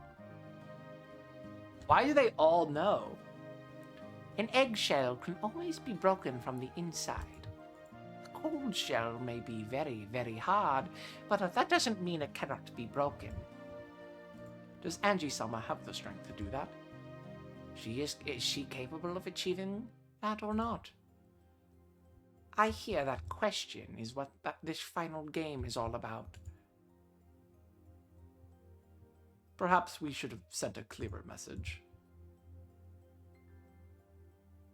If the egg cannot be warmed, could we at least not strike it from the outside to make it easier to crack? If a chick without the power to break its own shell is forced outside of the egg, it won't be able to withstand the cold winds and the sun. Angie-sama will have to find that power and resilience herself. But we cannot somehow explain that power and resilience to her? Words mean nothing if they are merely given. They must also be accepted. No matter what we try to give Angie-sama, it will be meaningless unless she accepts it. You're right. No matter what we try to tell her, it won't matter unless she listens. Ho ho ho. We can do nothing but watch over her. You can lead a horse to water. You can lead a horse to water. You can lead a horse to water, but you can't make it drink.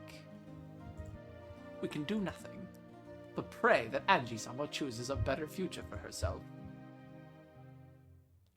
If Angie-sama does not abandon herself to anger for the sole purpose of distracting herself from her resignation and sadness,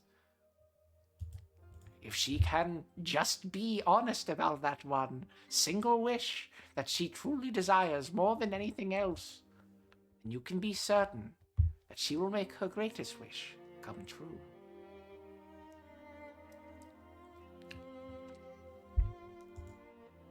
It is ironic. Since the very beginning, she has been denying that greatest wish of hers herself. Laughter brings happiness. Tears bring misfortune. Those who believe will be saved. People have the power to create their own futures by the strength of their emotions. I wish we could just let her hear those words. She can. Battler-sama is very strict. He's hoping that Angie will realize that by her power alone, and is not permitting even words of this nature to be told to her. It seems we can do nothing but watch over her. And so, let us at least pray. Pray that she grasps the world she desires most with her own hands.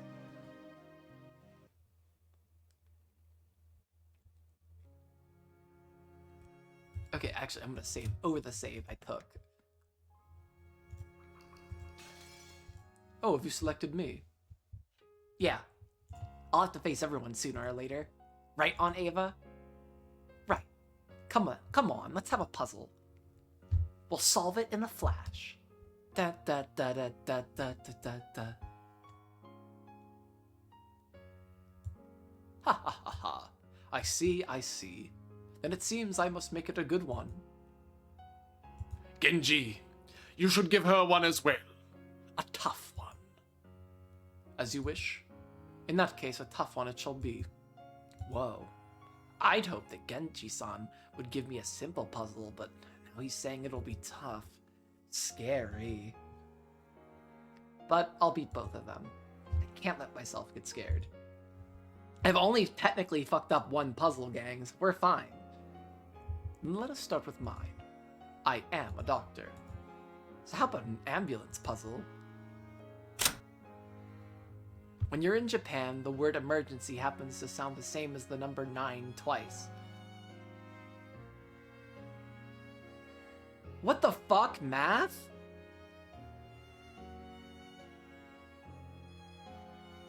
Oh, I better fucking get out of post-it. Do I have something I can write on?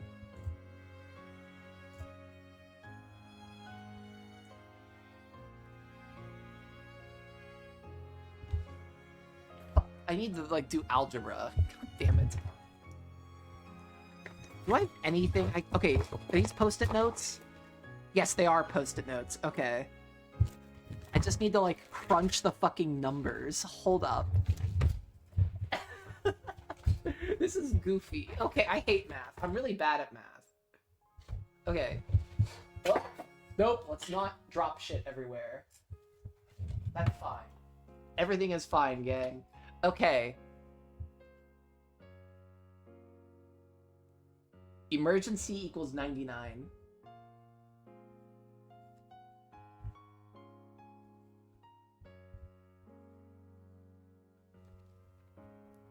If you add an emergency to X, you'll get an ambulance.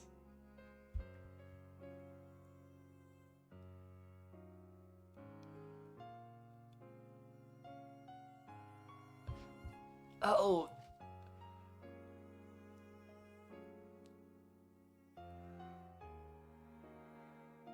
Okay. Oh, this is gonna take forever. Oh, I'm so bad at math. If you add an emergency to question marks, you'll get an ambulance. So, emergency.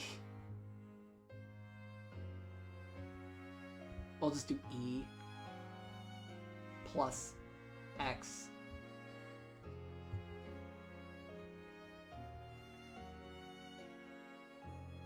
equals A for ambulance.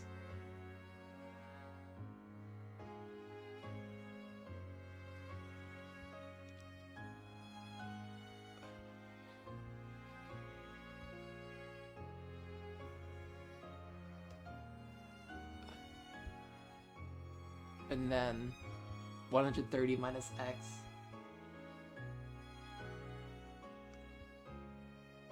is equal to P. So what is X? And then, hint, the difference between the two cars is half an emergency. What is difference? Fuck, is that like subtracting? This is so embarrassing. I'm a history guy, not a math guy.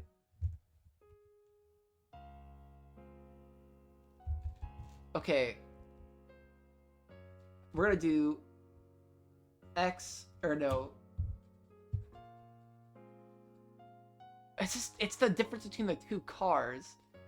That's so fucking like, let's just do A minus P equals 1/2 E. Which is... I can't do this.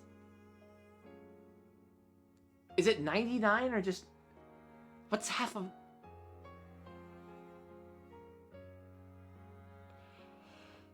Oh, I might just save scum this. Oh, I'm gonna save scum this really fucking hard. I can't do math. This is so fucked up. This is so fucked up and embarrassing. I don't want to ask Aunt Ava too. I'm gonna feel so fucking embarrassed if I ask Aunt Ava.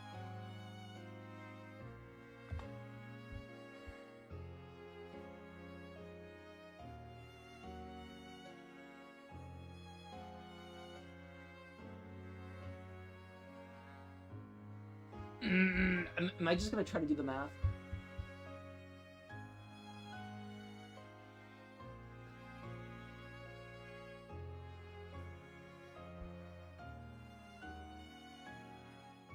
Okay.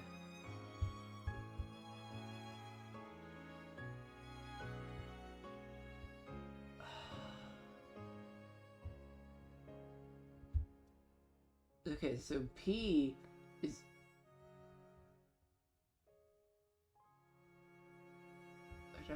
A is equal to 1/2 E plus A. Or P. Fuck. This is so bad, I might just fucking Google this shit.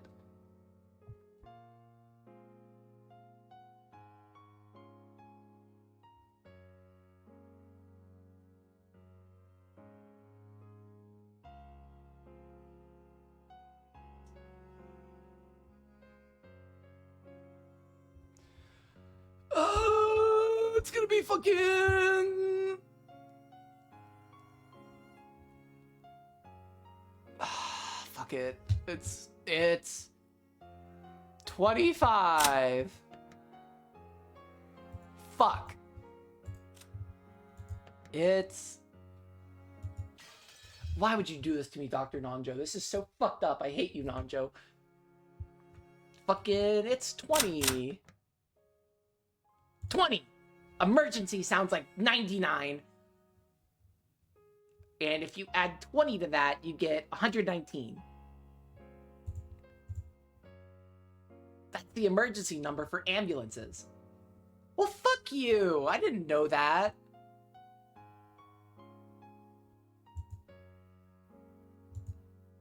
I mean, if you subtract 20 from 30, you'll get 110. I feel like there was a key cultural clue I missed there. 119? What the fuck? Not 911? That's the emergency number for contacting the police. Splendid, that is correct. I knew you were a quick thinker, Anji-san. Okay, so we're 2 for 5, or we're 3 for 5. Oh, well done, Angie.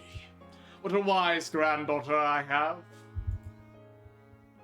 Congratulations. This medal belongs to you. But what was that about the difference between the two being half an emergency? Yeah, we didn't really need that part. If you use that hint, then you can make a pretty good guess at an answer, even if you forgot what the emergency numbers were. Huh? Fuck no, I'm not... Oh god, that was... I can't believe I just did a math humiliation ritual right in front of fucking... Okay. At any rate, the gold medal glittering in Nanjo's hand is now mine. And now I'll defeat Genji too and get another one. Yes, that's the spirit.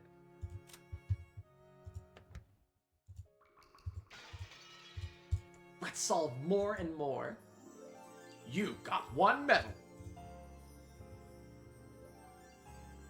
Your turn, Genji-san. My friend here doesn't speak much, but his knowledge is quite extensive. Even I cannot wait to see what sort of puzzle he whips up. Now then, Enji-sama, prepare yourself. The puzzle starts now. I've never heard anyone say prepare yourself like that when giving a quiz. Why is this in the game? I started to get so tense that my stomach began to hurt. I'm not even hating, like, I'm just here for the fun time. But, like, what does this mean for the narrative? Because it seems like there's more going on here than just, like, quizzes. It'll be okay. Hang in there. Aunt Ava gripped my hand firmly and my stomach ache got a little better. Angie-sama, have you learned division? I can do division. I learned it in cram school. Incredible, a 6-year-old knows division? And there should be no problems. Here it comes. This is bad. I did learn division, but I'm not very good at it.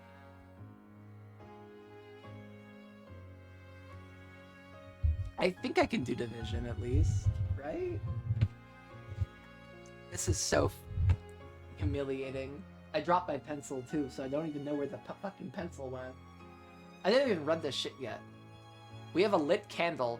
We have lit a candle 5 centimeters in length. Every hour. Every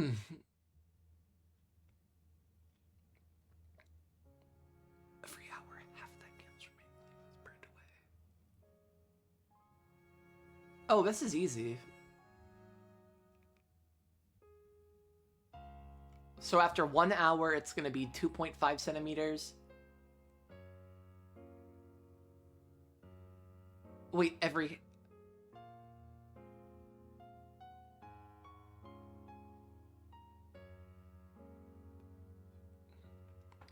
So it's...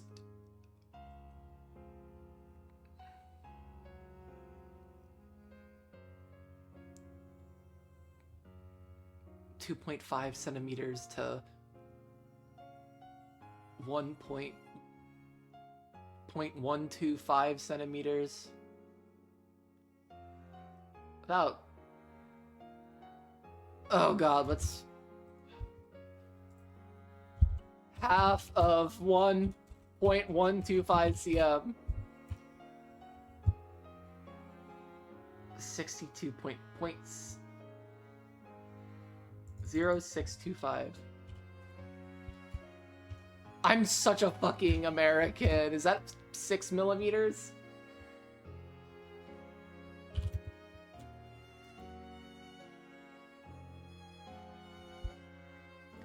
I'm such a fucking American. Lord help me.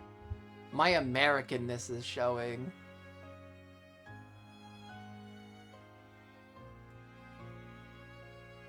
Yep, it's about 6 millimeters. What? Fuck you, Genji. I'm so this is my freaking Ushiramiya humiliation ritual. Fuck your candles. I'm so bad at this. This is so goofy.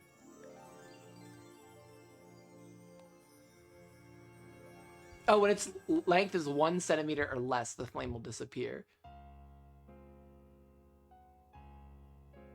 Wait, 3 hours later, the flame has disappeared, but what was the length? Okay.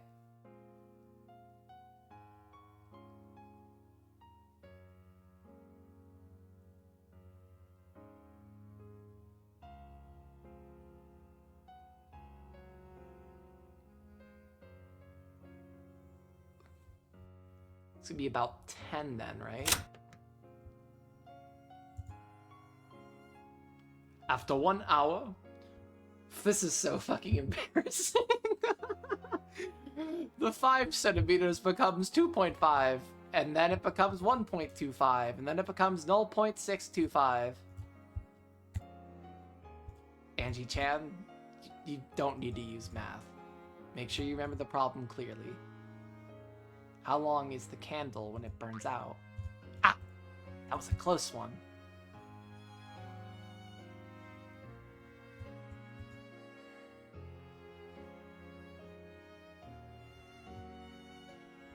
The candle goes out when it's once. I'm so stupid!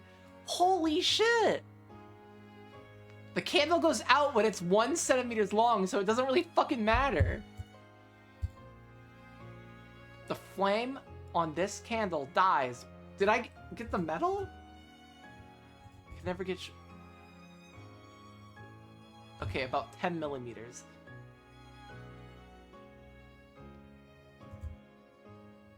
That's right. You are correct. Oh, splendidly done, Angie. How clever of you not to be misled. Unlike the live streamer, who will just do the fucking math. I didn't even need the vision. I almost got tricked. You were pretty mean there, Genji-san. You even asked her if she could do the Yo, what the fuck, Genji? Correct. My humble apologies. Trick you without changing his expression in the slightest.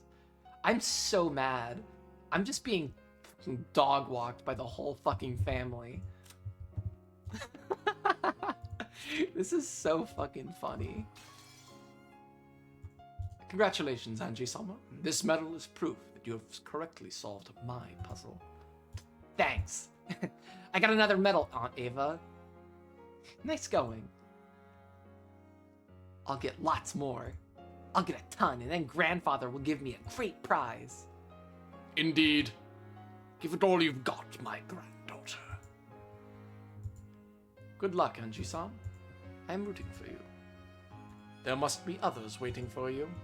Perhaps you ought to search for the next challenge. Why did my phone go off again?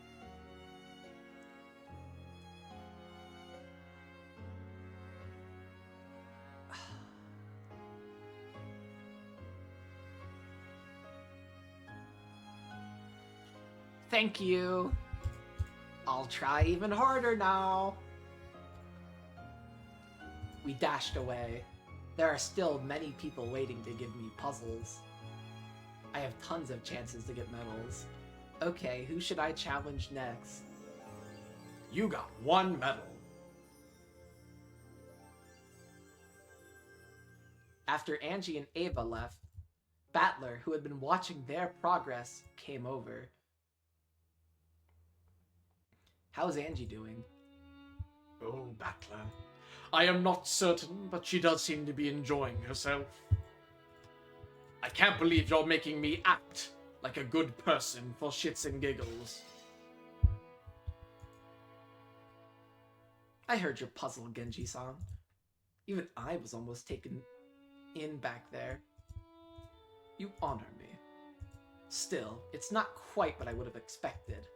Who would have thought that you'd give a trick question like that? I figured you'd make a straightforward, simple puzzle. Ha ha ha. You underestimate. You might expect such a thing from him, silent as he is. But he is much more of a schemer than he appears. Very true. If you play a chess match against him, you'll see that right away. He even fools me from time to time. He'll trick me right to my face with that stern, serious expression of his. He always has been like that. And yet, despite on the numerous occasions on which he has fooled me in the past, I keep on getting tricked. Wahahaha. Come to think of it, what sort of relationship do you and Genji-san have? We are gay lovers. For an instant, Kinzo glanced at Genji's face. Apparently, he didn't plan on touching on this subject if Genji had any objections. However, Genji spoke as though there was no point in hiding it any longer. I knew the master once in Taiwan. Knew me, he says. We were roommates. We were partners in crime, you might say. The two of us were both the prodigal sons of rich families. A pair of ruffians who caused their parents nothing but trouble. Genji-san, a prodigal son? Prodigal? Prodigal? Hold up, usually I don't really fuck up a lot of words. Prodigal? I'm usually pretty good with my words.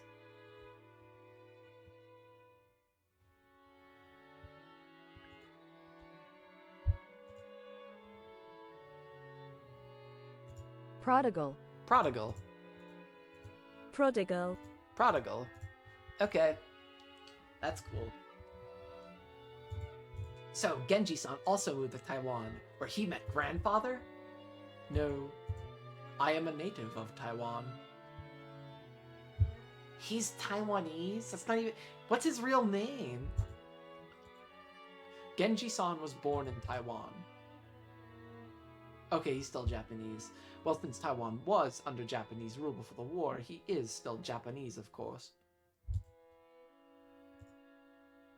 He was a man who hated losing.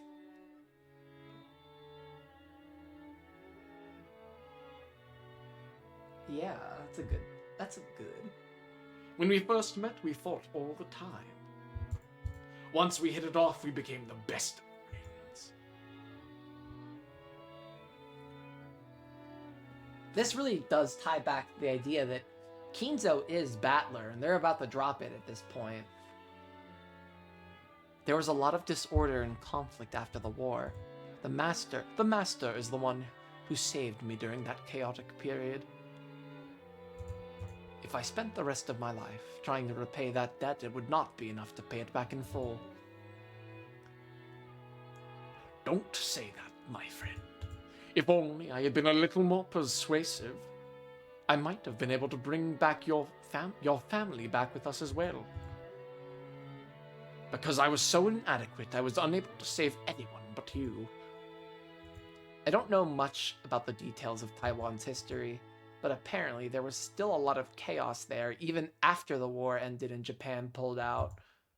Yeah, it's almost like there was that whole, like, Chinese Civil War thing, and then the whole Kuomintang ran there, and I feel like that probably was causing some issues too, especially like in the 50s, and I'm really not going to put it beyond Kinzo for kind of fucking that up, because I feel like Taiwan is kind of going through a great deal of political upheaval at the time.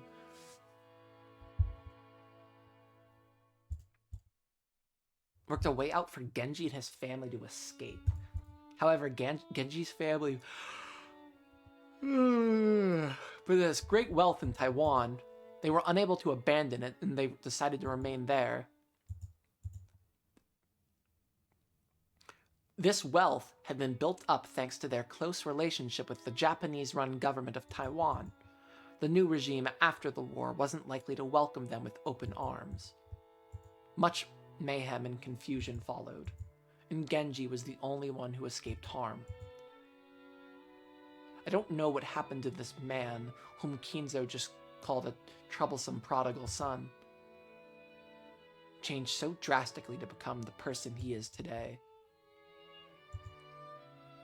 It was a story of the friendship between the two of them. And there could be hardly any point in an unrelated person sifting through the history books to interpret it. These two are so gay. That's my headcanon now. They had been good friends since long ago, and they owed each other their lives. Who cares? But though the troubled times tossed them about, their friendship held firm for decades. Genji's role is now that of a butler. Reading is hard. Is now that of the butler. But when they're alone in the study, they sometimes share a drink and think back on the days of their youth. And they're still that way today. Leaving Kinzo and Genji to reminisce, Battler walked off on his own. It would be rude to ask for any more detail, and he didn't need to know. Kinzo and Genji had been friends since long, long ago. That was something he already knew.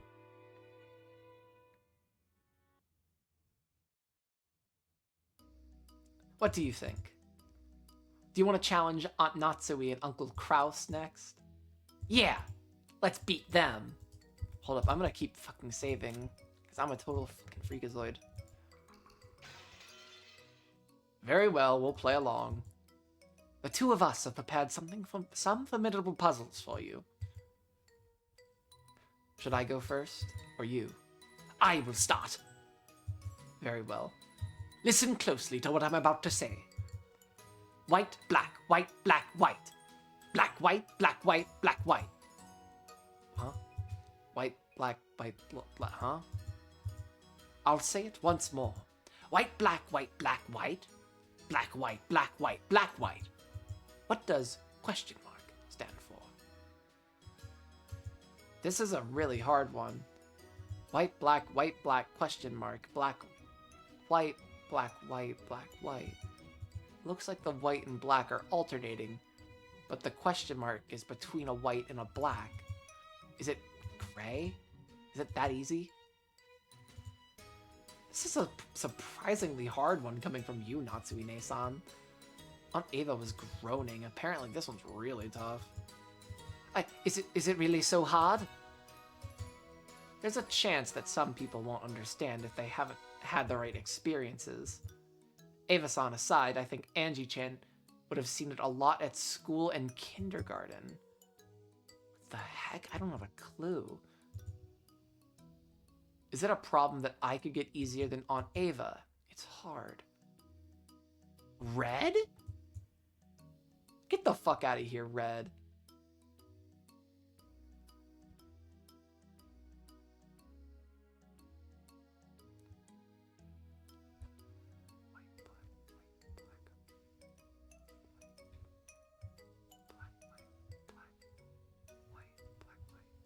An empty space?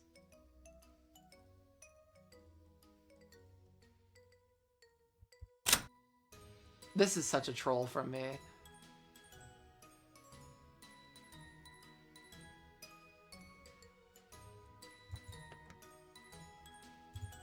I don't get it. Fuck.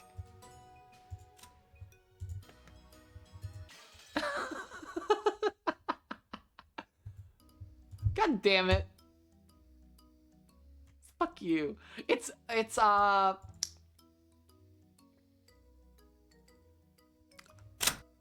red. It's gray. It's red. I don't get it.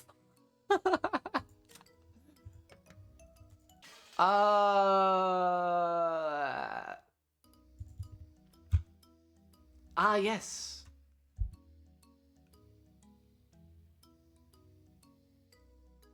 I don't fucking know, gang.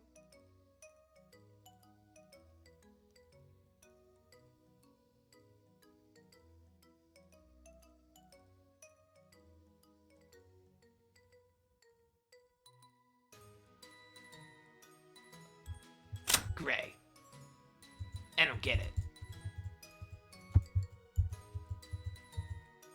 Is it really just gonna be black?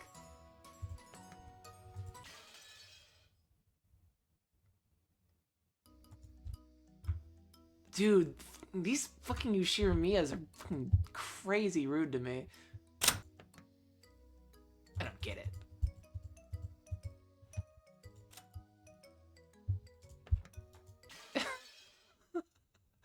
This is fucking crazy bad. Wait.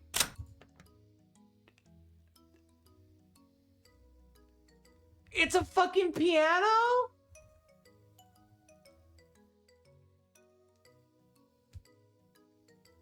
And it's the fucking flats and naturals? Okay. I guess the sharps and flats.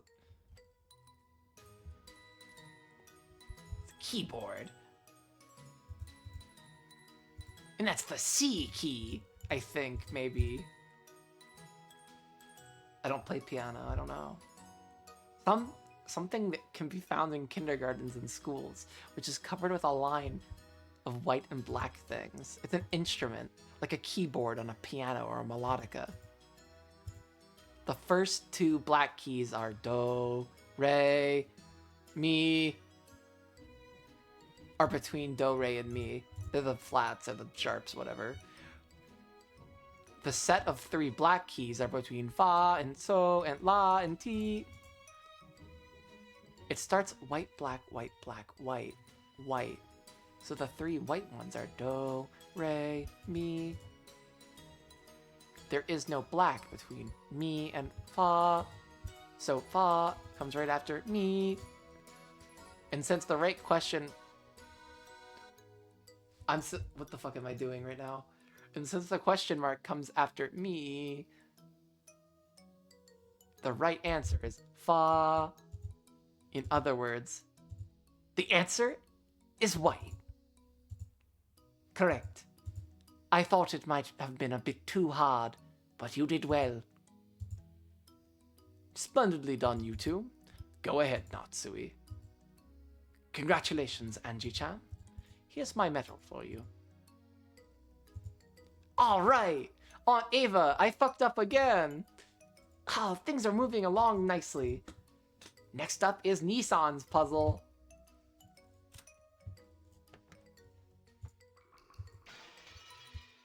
Let's solve it in a flash and teach him a lesson, okay? You got one medal.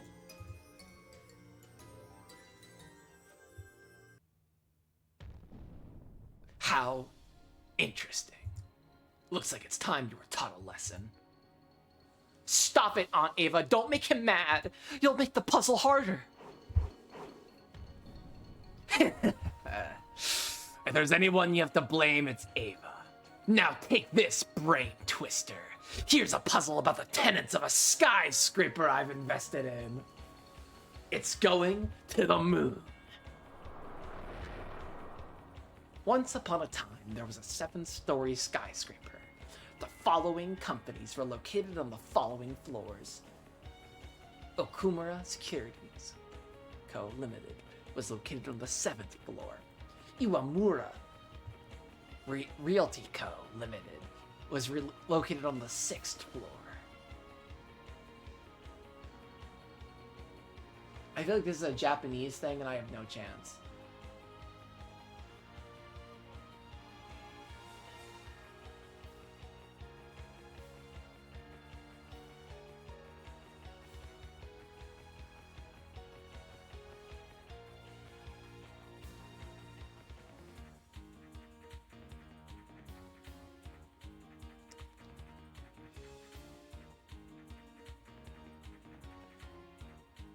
Tamura Transport Company Limited was located on the 5th floor. Now then, Murakoshi Publishing Company Limited is located on the blank floor. What goes in the blank? Is it gonna be 1? Because the only thing I'm noticing, and I don't really know how to justify this, is that each one of these has the mura suffix, but this one has it as a prefix. So what if it's on the first then? I feel like I'm kind of out because I don't know Japanese though, so I'm gonna give myself a break on this one. I'm not gonna be too mad if I get this wrong. I don't get it. I don't get it.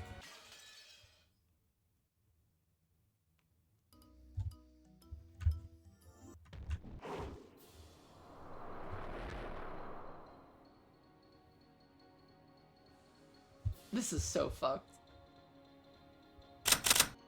It's gonna be on the 3rd floor. I don't get it. I hate riddles, gang. We're not gonna lie. I'm just not good at them.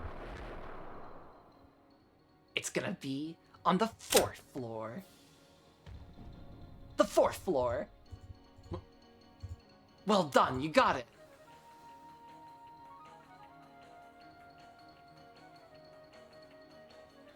That's so stupid. How did I not realize that? From floor 1 to floor 4, there's only... it could be 1st, 2nd, 3rd, 4th. Oh my god, that's... none of them are gonna have... I was thinking it was gonna be like a Japanese thing, and I didn't even consider the fact that it was like translated correctly.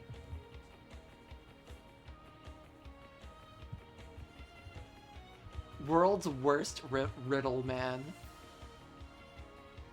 Yeah, 4th floor fits, but the others are 1st, 2nd, and 3rd. Nicely done. Even I didn't figure it out until I had the answer given to me. Apparently Uncle Kraus once had this puzzle shown to him, and he wasn't able to answer it right. He looked a bit downcast to see a kid like me solve it. For some reason, he looked even more mortified to see that Ava had solved it. How strange. Come on now. Let's see that medal. This medal is a mark of Angie-chan's intelligence. I mustn't let you have it, Ava. Sore loser. Thank you, Uncle Kraus. Am I incredible? Very much so. You're a more flexible thinker than your uncle. I am proud to have you as a niece. I'm a very...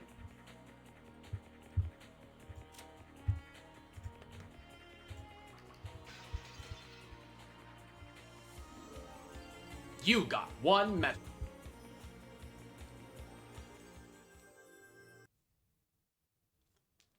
That's all for our puzzles. Did I just save again? Am I just, like, crazy? We're good. Fuck me. I did. Thank you, Aunt Natsui and Uncle Kraus. I'm a total freakazoid, and I'm just convinced that if I get all of these right without asking Aunt Ava, I will get a reward for it. So I'm just gonna keep doing this.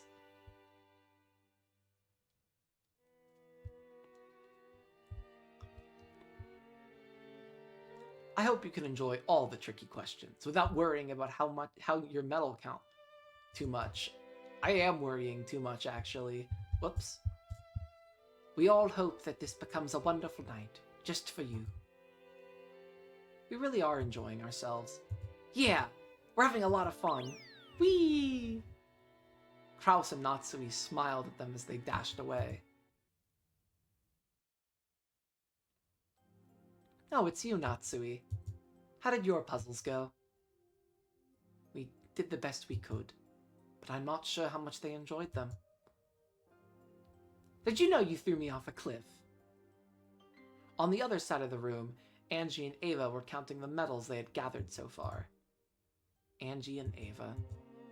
It was such an unexpected pairing, but they looked like they were having a great time. A future parent and child, unrelated by blood. Watching them like this, they look just like a normal parent and child. Yes, they do. Bonds between people are nurtured by the heart. Ties of blood do not bond as strongly. After saying this, Natsui bit back her own words and stared at the floor. What's wrong? I was I was just surprised that I would dare say such words. You don't need to worry about me, because I rejected you. You met a painful fate in so many worlds. All of that is my responsibility. I understand how you felt. Unable to become pregnant, you were forced to feel shame for many years. In that situation, any woman would be shocked if they were handed a baby whose parentage they didn't even know, and then told to adopt them. That was no reason for me to push you off a cliff. True. You will have to carry that cross for the rest of your life. Yes, I am prepared to do so. In that case, the suffering you must endure will come from the cross you bear, not from me. You don't despise me? Don't make that dejected face. No, perhaps it's the other way around. As long as you continue making that dejected face, I will feel no desire to punish you. As long as you continue to carry that cross. I will feel no desire to hate you. Do you mean that you don't hate me? To tell the truth, I did hate you. I hated your guts. I hated you so much I wanted to hang up a pillow with your picture on it and use it as a punching bag. But, as I watched you, that feeling faded away. You regretted and lamented, and I'm sure you never forgot that feeling for as long as you lived. How could I forget? After all, I'm a murderer. Your cross is a heavy one, doubtless. I can feel compassion for you now. I'm serious. After all, Kinzo was the one at fault, right? It's his fault for having an illegitimate child in the first place. And the way he forced that child on you was even worse. He should have at least been able to avoid hurting you by saying, please take care of this poor child, instead of, you can't give birth, so adopt this child. Men, that Kinzo. I no longer hate you. Doesn't that make the cross you bear feel any lighter? No. I still don't know how I can make up for what I did to you. Then let's do it this way. Hold out your arms. Huh? Like this? She's gonna push her over on the fucking ground. As Natsui spread her arms uncertainly.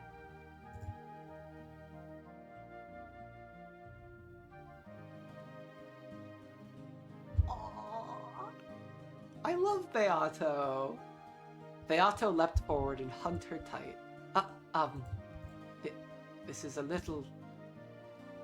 I'll never say this again, so let me say it once. After all, I never had a chance to meet my mother. Still hugging Natsui, Beato spoke in a whisper. She spoke with those words that she would certainly never say again. Thank you for worrying so much for my sake, but I really don't hate you anymore. Please believe that. Mother. Beatrice. Sayo. Leon. Umineko no naku koro ni chiru. Nocturne of Truth and Illusions.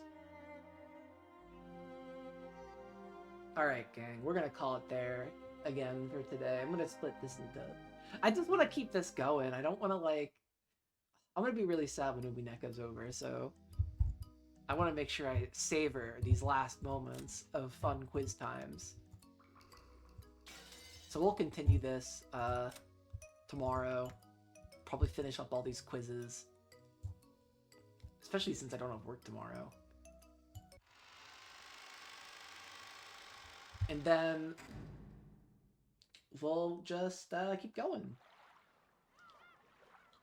So elsewise, I will see you guys tomorrow.